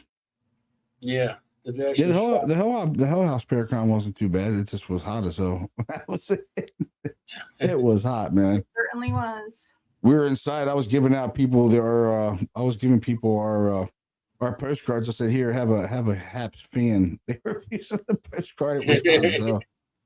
I said, use it as a fan. I don't care. Well, next year you know better. You just get one of those handheld fans. Yeah. It was. Get one of those hats with the fan on it. They completely pulled out of lemonade. Yeah, well, they did have a lot of vendors there, like food vendors and stuff. So that wasn't too bad. They had a couple food trucks and you get cold drinks and stuff like that. But it was. I missed that the lemonade stand. I guess they had like a caprese salad with tortellinis, and then I was mad that I saw that because it was cold. And I didn't get that. And that's what I should have gotten instead of the chicken fingers with fries. I was like so hot. I just wanted something cold. Yeah, it was hot. That sun came out. It got really hot. I was like, man, it was baking inside there. I can imagine how it was out in the tents. It was bad. Yeah. Oh, Marianne is asking you going to, or you said you just said you're not. Does the New Jersey Para-Unity Paracon. That's November. That's November 3rd. Yeah, I have an investigation at Fort Mifflin November 3rd. we're doing a public I've never been to Fort Mifflin yet. Oh, Fort Mifflin's awesome, man. Down there. You gotta go there, man. We're having a public investigation this year. Our first one we did, we sold out of it already. There's like gonna be like 30 people with us. Wow. So, yeah, we sold out a while ago. I was like, wow. And more people wanted to sign up at the Hell House Bearcon. So they topped it off there. I was like, wow. You're just gonna have to make another date. Yeah, it was awesome. I was like, you're gonna have fun. Like, this place is really cool. I said, don't get, I try and let people know. I was like, don't think, ghosts are gonna fall out of the ceiling and things like that. I'm like, you might be quiet all night. You might have a few personal things that happen, but when you go back into your recordings and stuff, you're gonna catch a lot of stuff because that's how it is at Fort Mifflin. You'll leave static recorders laying around, and you'll leave out, and you'll hear your name called or something. Hey, John. I've had a lot of cool stuff happen at Fort Mifflin. That place is really awesome. I hear there. The people sleep overnight in the bunk beds over there, or the yep, in the soldiers' quarters. Yeah, that place. I've heard the screaming lady there quite a few times. We recorded her once, really loud. We heard it. I mean, a plane. Actually, we played it on EVP, their podcast, and Ron really liked that EVP. Yeah, it was a disembodied voice. That's where Tony said something. That's when I started realizing something also. I've been doing it such a long time. I'm always learning something new. But what he said was, and the plane going by gave it the white noise. Yep. For the voice to manifest. And that was to me, that was, something. Then, I mean, the rain, anything that has any sort of white noise, yep, you don't be able to hear voices. They could come through. Rain, any kind of static, or anything that's, anything to consider was white noise. Yeah. What works really well too is water. Yes. I was telling Ron and Chris, I was like, sound travels through water really fast. So I've been using hydrophones to record sounds in water. I have a case that I've currently been doing for a couple of years too, up in Klingerstown, and they have a freshwater spring that runs through the house, and that water generates disembodied voices in the basement like you've never heard. I mean, you hear them so clear, and I that's where I got the idea. Is like, these things are probably using this water. These voices are traveling through this water. You know what I mean? And I started using a hydrophone, and that thing works. The sound you do record EVPs through water, it happens. Yeah, it's cool. I'm still doing more experiments on it, but it's working. It's working. I mean, but then I remember you back in the 70s. You had the bongs. That was good white noise. Yeah. We used to put wine in it too. Does that work with wine too? Yeah, it should. Yeah. So you know what I'm talking about. Oh yeah. To make your own white noise, bring that to investigation. I definitely know what you're talking about. Oh my God. Oh goodness. Not that I really know. I heard about it. Yeah, sure. I heard about it. Oh man. I know somebody made one with a fish tank, so it always goes there. You know what was cool one time too is you're talking about a fish tank. I was doing a case and they had a fish tank. And it had a big water filter system where the water you hear the water going. And man, I caught EVPs that sounded like, that's where I started getting the idea way back then that these things can use the water, because I captured a voice and it sounded like someone was talking into a bong. It was like, I swear to God, it sounded like there was a voice that said, get out. And it sounded like it was talking into like a bong. It was like, it was like, you could hear it in the water. It was really cool. I was like, So they were like talking underwater then. like they were using the water as these sound waves to talk. Yeah. Oh wow, that's interesting. That's cool. Yeah.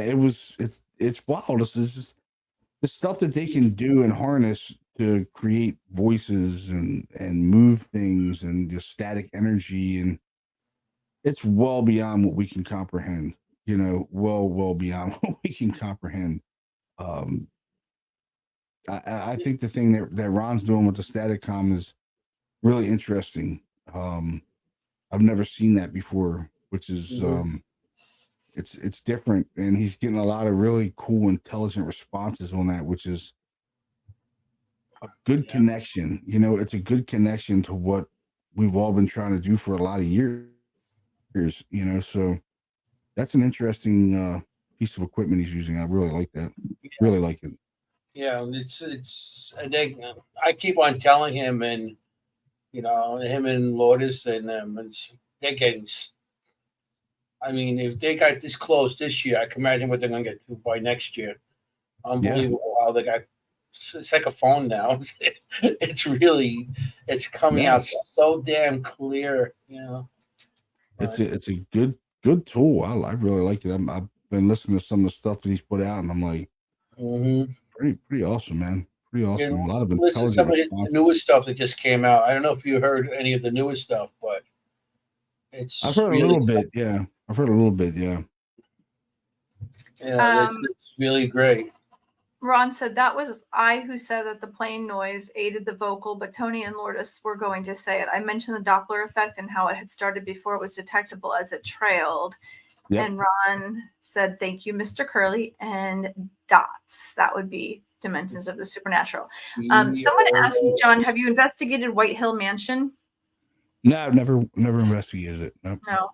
Oh, White Hill, nice place. That you should check out. White Hill, I've been there quite a few times. It's a great mansion, it really is. It predates the United States for 50 years. Oh wow! Predates it, and they just build more buildings onto the original building. I mean, it goes back when the Revolutionary War. The German soldiers, well, they're the ones that took over that. They were living on. They had that land before they went through the battles and stuff. It was really something. You check that. That's a good place to check out. Since that's in Jersey. Yeah, I mean, I've investigated a few big places, but most of my cases have all been residential. So that's all I've kind of focused on in the last 20 some years. I mean, I'd go to those places for fun researching, you know what I mean? Doing research with them. The sucky part is that, I like to keep getting in places and keep researching these places, and it's hard to keep getting into the same place over and over and over again. Even if you have a residential case, it's hard to keep getting in there because you're invading their family time and their social life. Right. And, I really want a place of my own where I can just go in and really, really research it as much as possible, try to come up with answers.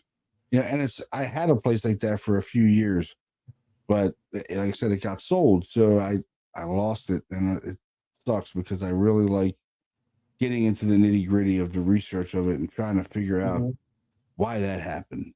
Okay, that door opened. What made that door open? Let's go over here and see what made that voice happen. How, there's so many answers. I mean, there's so many questions and not enough answers. You know what I mean? We're trying to figure this stuff out, and it's just more questions than answers. We do know they use these static waves, these sound waves, and manipulate energy and things like that, but we don't know to the extent of how they use it. That's the bad part. I've talked to people how they communicate with us. Yeah, I've talked to people like Dr. Barry Taft, one of the most famous parapsychologists in paranormal history. So it's kind of like one of the founding fathers of paranormal research. And a lot of the stuff that he's told me over the years, it's really cool. You know what I mean? He's talking about people that are seizure prone. They create paranormal phenomena. It's not like they're in a house and the house is haunted. It's not the house, it's the person, and a lot of these people are like seizure prone, epileptic, and this epilepsy is throwing off these high magnitudes of energy in the brain, which is now creating this psychokinetic energy paranormal phenomena. You know what I mean? And then if you get these kind of people in a house that is active, the activity is even worse. It's like it's like a paranormal bomb in there, and that's why the God helmet is more like an EEG machine. Yeah. Because it almost like reads the waves of your brain. Yeah, just like CERN, they're doing this thing in CERN with CERN and things like that. Like this stuff is really dangerous that they're messing with. CERN is really dangerous, and I'm not, I don't know if a lot of people really are understanding what they're doing, but what they're doing can create some serious repercussions to the Earth and us. They can almost create like a black hole. Yeah, they can almost create like a black hole. So these things are dangerous, but they're doing them. It's fascinating to them. They don't care. Yeah, until something bad happens, and then it's the people out here, that the citizens and people of the world, that gotta deal with this mess. So there it is. There's a lot of weird things out here we don't understand, but there's people out here that they're testing the waters with it, and yeah, you test the waters. Sometimes there's sharks in the waters. So you gotta be careful. You know what I mean? And sometimes those sharks are the prettiest ones with bows on their heads. Sometimes. I say it like it is. I'm sorry. It's like the paranormal, I call them paranormal thrill seekers, the ones that they just pay to go to all these places. They're like paranormal thrill seekers, right? It's like the X Games for the paranormal. Yeah. And I'm like, it's all fun and games till you go into one of these places and something gets attached to you and goes home. Now you got this thing in your house.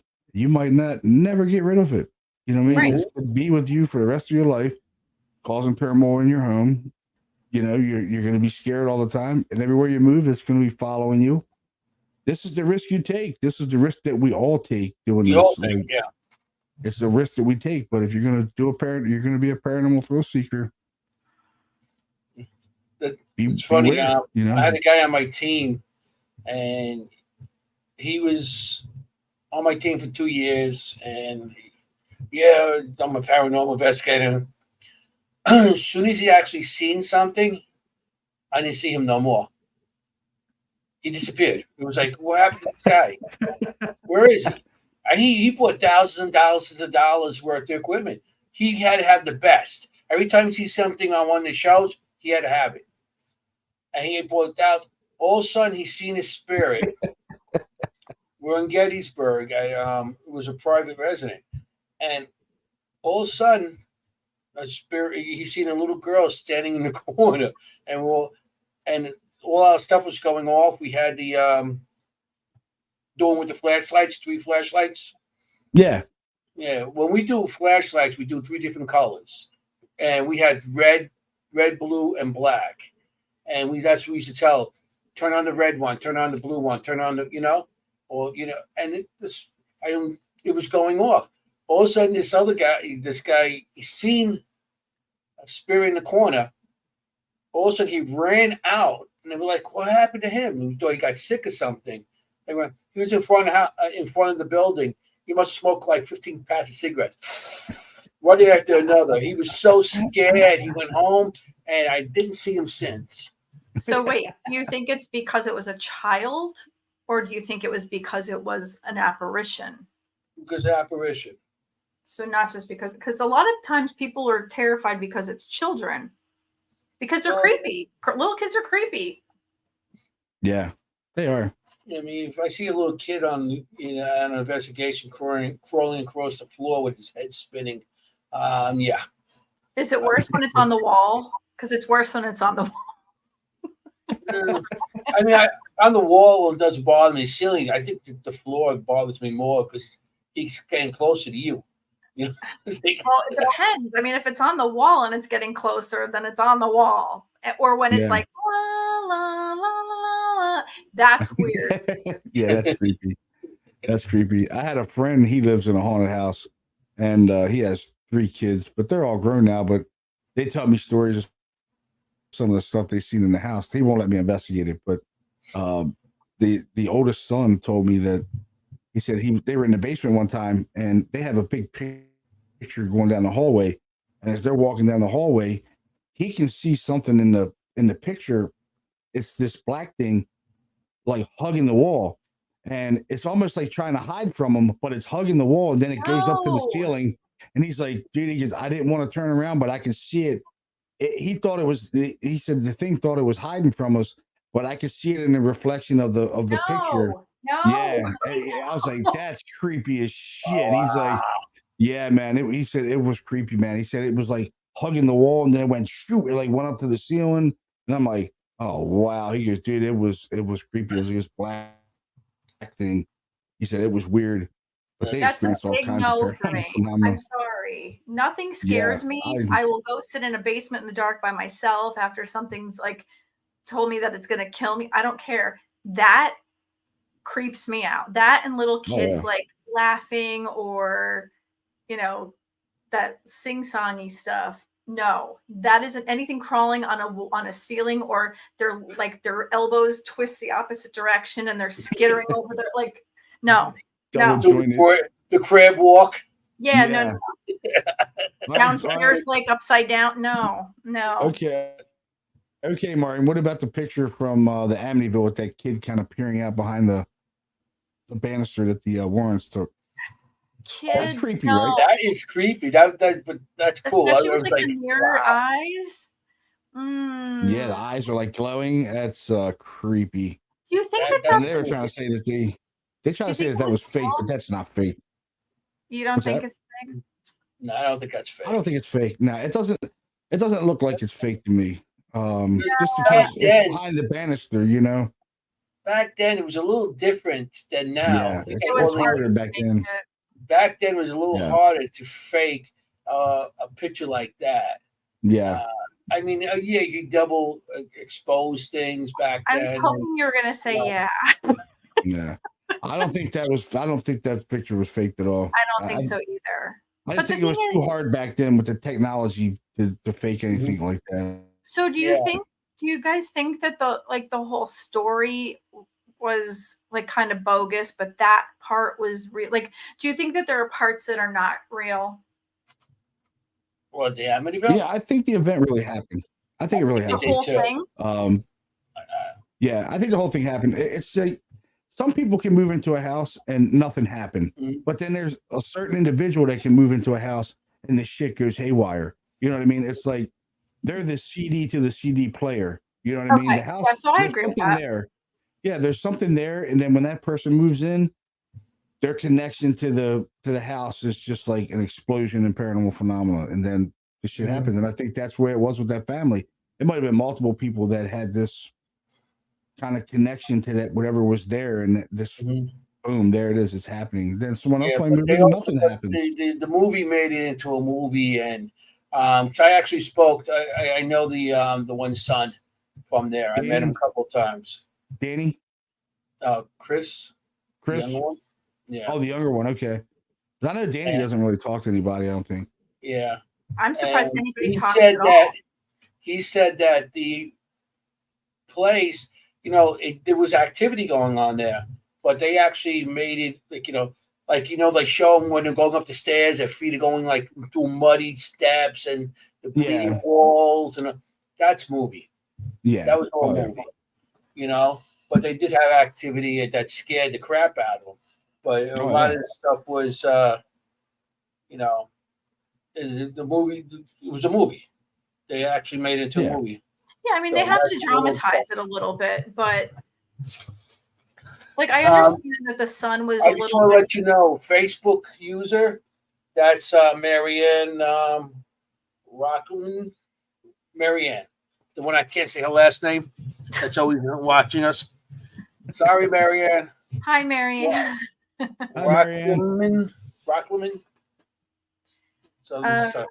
I understand that it has to be dramatized a little bit, and I understand that the son had either like mental illness mixed with alcohol and drugs and whatever. And but that's the first family there. That's the default family. Yeah. And they, I don't know if it was that they had ties with other people too, Yeah. There was the father was tied a into the whole mafia, right? Oh, yeah.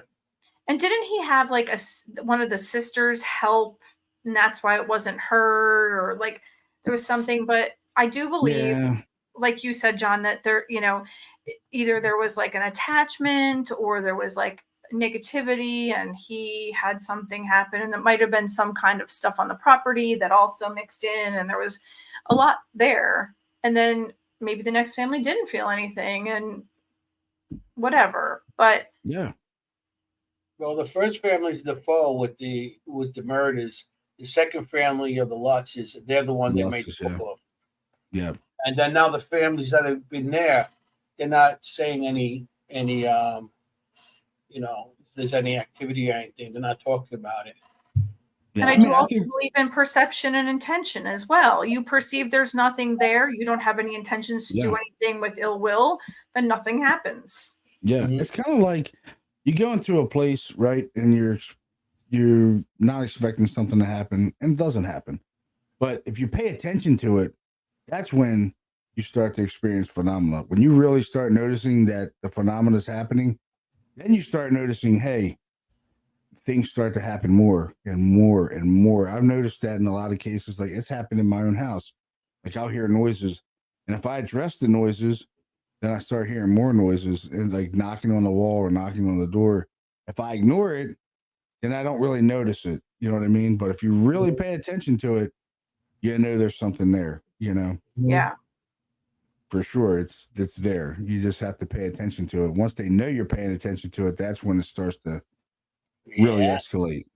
That's when it starts escalating. Uh-huh. That's how it usually is. Once you show them some sort of like let them know that you see them or anything, that's when they started coming all the time and a lot more. And what's crazy now is the shows, right? So everybody watches the ghost shows. So if they move into a house that's having some kind of activity, right away they start to try to create this. They're trying to establish this line of communication, whatever's in the house, which is probably a bad thing for them. But they're trying to establish a line of communication. Is there something here? Then when shit starts happening, then they're like freaked out. Oh my God, the house is haunted. This thing's happening. Yeah. Well, you're opening yourself up to a line of communication to something you're not understanding. So now you've opened this line of communication up. Now it's like a radio coming in with all the music. You know what I mean? Here it is. Yeah, I brought that up in the chat. I said that it could be that there was like nothing, and someone could have, sparked something up, and it could have created a tulpa or an egregore or something, and there was nothing there to begin with. Yeah. Sometimes spirits, I know, and I tell people, they go, "Yeah, I got stuff going on in my house all the time," and I said, "Do they hurt you?" No. What do they do? They move stuff, they make noises, and do they wake you? Do they do it? No. Leave them alone. Just tell them, okay, we both got to be here. We share the house, and you do what you got to do. Just let them feel like the house. You guys got to share the house, because if you're gonna go in and go and try to get them out, and they're not doing nothing, that's when you're gonna start, like you said, bring the activity to a different level. Now it's like they're quiet. Now you're gonna try to push me out. Now we're gonna fight back, and you're making that spirit that's not really there to hurt you or nothing, just to let you know that it's there. Now it's just gonna bring up the activity. Yeah, and that happens a lot. I've seen that happen a lot. People. Especially people that knew people in the paranormal field that they buy a K2 and knows when they're an investigator, and I'm going to do that guy's house. And next thing you know, they're just amping up more activity in that place because they don't know what they're doing. You know? Or they'll buy a spirit box and they're using a spirit box and they're because they've seen it on Ghost Adventures or they've seen it on this show or that show. Mm-hmm. Right? And they'll buy Ouija boards and they'll start doing all kinds of stuff, opening up these lines of communication. And then when they do it and shit starts to go haywire, then they're like, "Oh my god, like what do we do now? What are you going to do?" You know what I mean? You're going to call people like us, and then we're going to come in and try to help you if we can help you. You know what I mean? If you've done something that's created a huge problem, now you might be stuck with this problem. You know what I mean? Like this isn't something that you can just blow some fairy dust on and it's going to go away. You know? Yeah. Oh, here you go. It's all gone. No, it doesn't work like that. See, I don't care if people use Ouija boards; they know what they're doing. But a lot of investigations I've done at private homes, always somebody did a Ouija board in the past, and they always did and I'm like, I'm not saying just the Ouija board. It's the Ouija board is a tool. It's a divination, just like tarot cards or pendulums or dowse rods or whatever. It's how they use them. But you got people that go there and they go, my mother used to do that with her friend, and these women drinking the wine and getting the Ouija board out. And am I going to meet a man? Am I going to? And next thing you know, there's activity going on in the house. I'm like, you can't do that. Yeah, you have to close it. What do you mean close it? It's just a game. No, it's not. No, it's like a telephone. It's a telephone. You have to say goodbye to your friend Rosalie, or she's going to keep talking to the neighbor next door and tell the gossip. You have to say goodbye. Yeah, you're opening up a huge line of communication with something you really don't understand.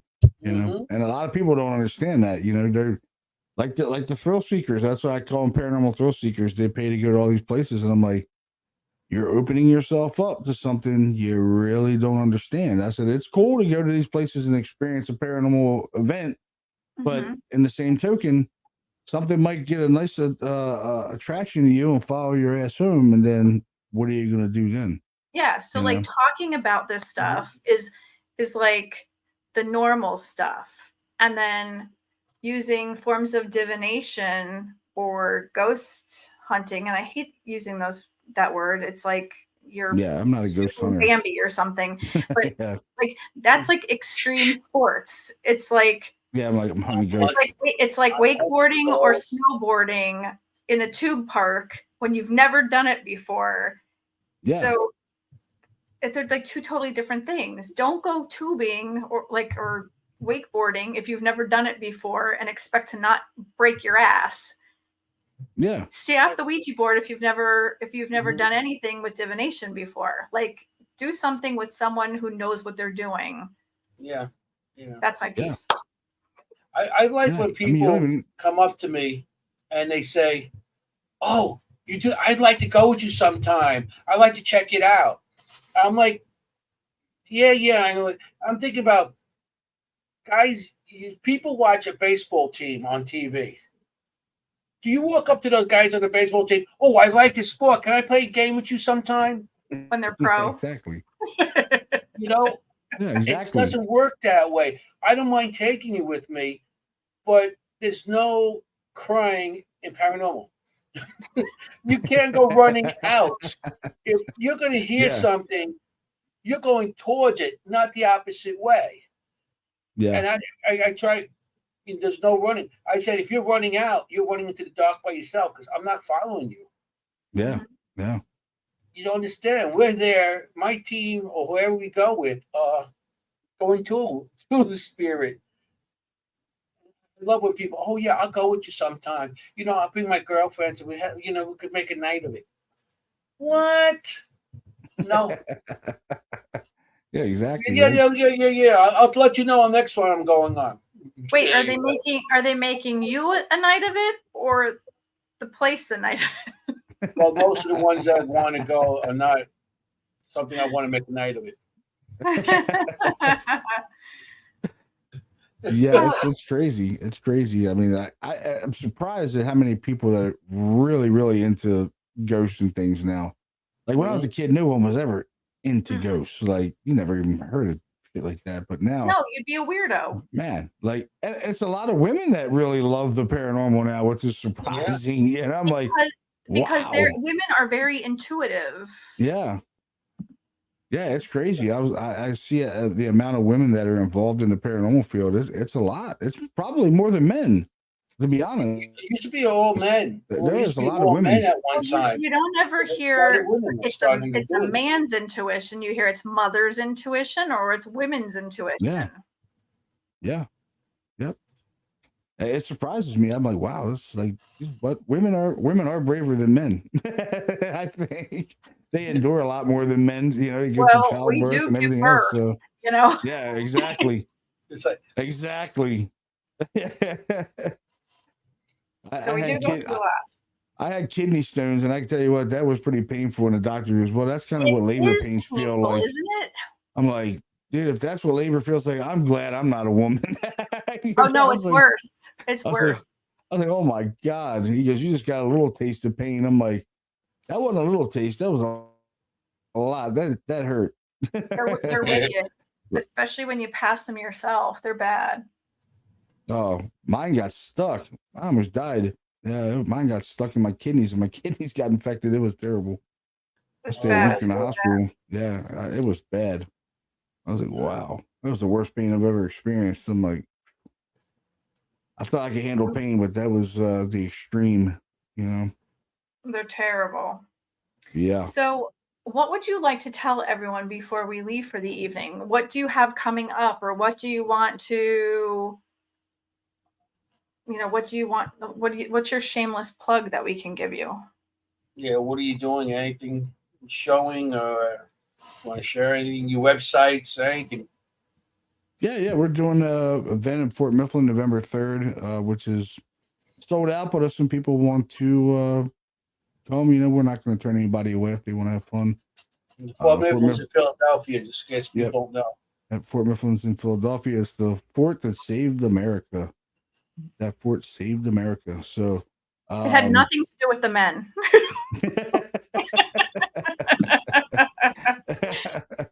So where can they buy tickets, or where can they find, what is your website? Yeah, you can go to my website at www.harrisburgareaparanormal.com, and there's a link in there where you can click onto and get tickets that way. It takes you right to our case manager, Tom. Email him, he'll send you all the information and ticket prices and all that, but we won't turn anybody away if they want to go. And like I said, it's a go at your own risk. Like I said, things can happen. Something follows you home. I'm not responsible for it. So just beware that there are these things out here that could draw some attention to you. So, and we do have a Facebook page. I have my own podcast, the Paranormal Journal podcast. If you guys want to check me out over there, everything I tell you is the truth. I'm not going to lie to you about anything. Everything that I tell you is either experiences that I've had or experiences, from my clients and things like that. If they want to come on and talk about their paranormal events that's happening in their home, I bring them on. Have guests like I want to have you on, Anthony or Maureen, like to have you on. I'd love that. I'm gonna have Ron and Lordy's on probably, and Chris, and I'm gonna have a whole bunch of. I'm just getting started on StreamYard, so it's new for me, but I've always done audio. Great guests. So. They're great guests. We have them on several times. Yeah, I can't wait to work with more people like yourselves and getting into this paranormal field deeper with other people, like-minded people. So thank you. You're always welcome here. Yeah, likewise. But I definitely want to start working with more people to grow this thing into something that we can understand, for other people to understand as well. So thank you for having me on your podcast. I really enjoyed it. With what you're doing, you can always call us as well. Awesome. Yeah, and me likewise. You need help, I'm always available. I only been doing it for a couple of years, 47. Oh, that's it? Yeah, I just started. That's all I've been alive. Sometimes I tell people that I'm like, they go, and how long you been doing it? It's like, before you were born. It's like, you were just a drip down your father's leg when I started. Just some brown stain on the sheet, right? He's so classy, isn't Something he? being This is why flushed. we get along so well. Good night, everybody. I'm done.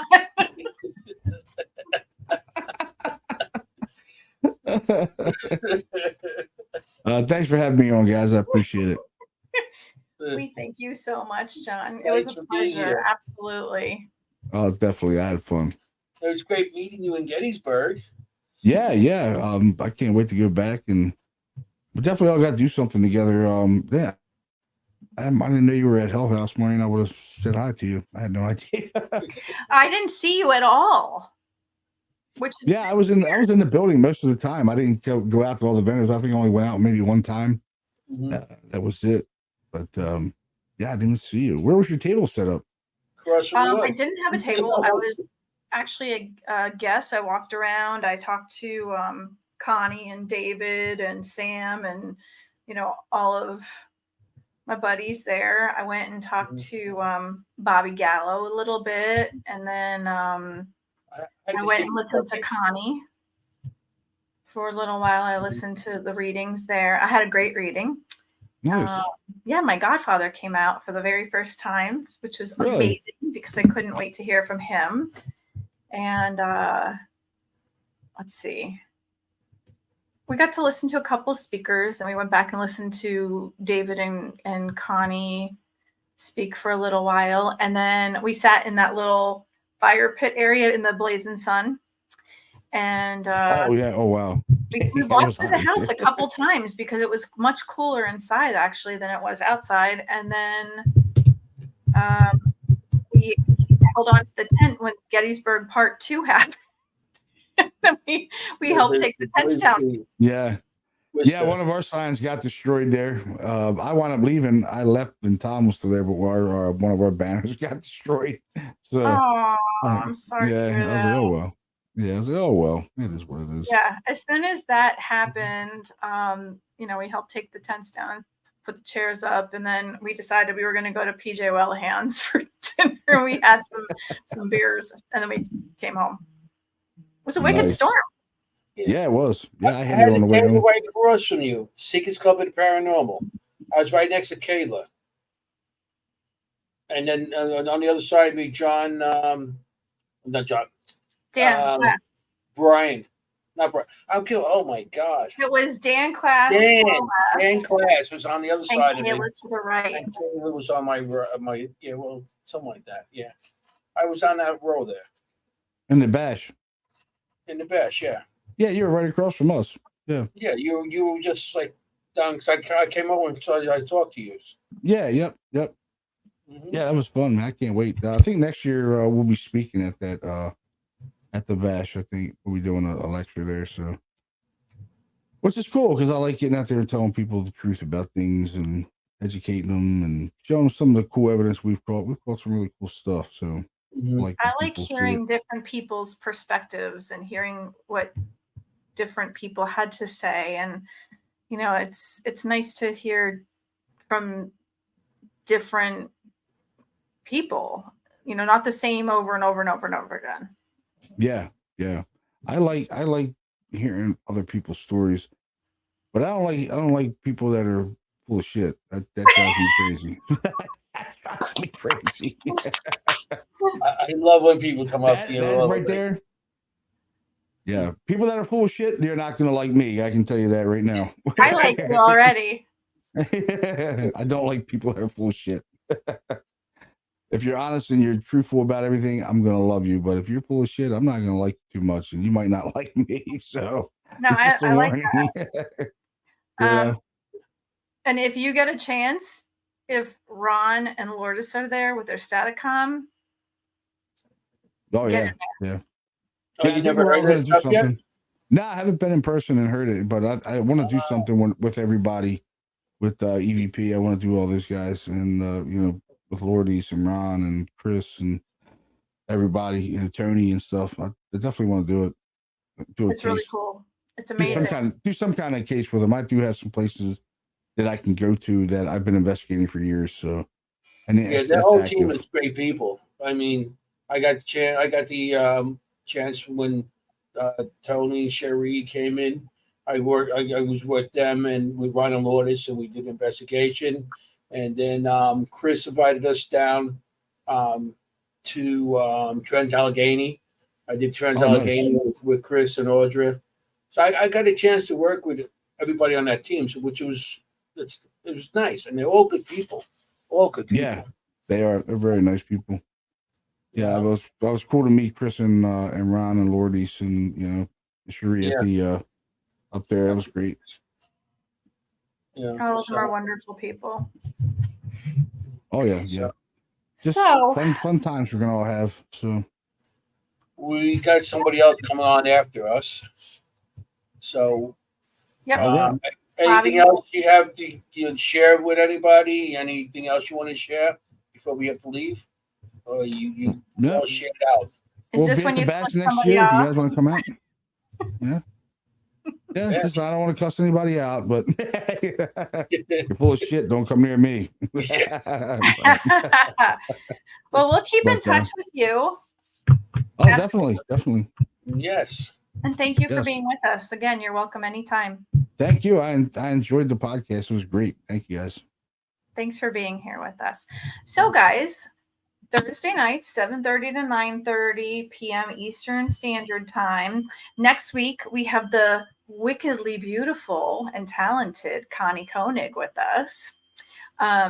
You could check us out at any of the above in our comment section: A Little Witchy, BB3 TV, ERRT Radio, Dimensions of the Supernatural, Seekers Club. Am I missing something? I know I am missing something. The UGG Media, a replay on YouTube. There's lots of places. So check us out. And we love that you're here with us every single week in the comment section.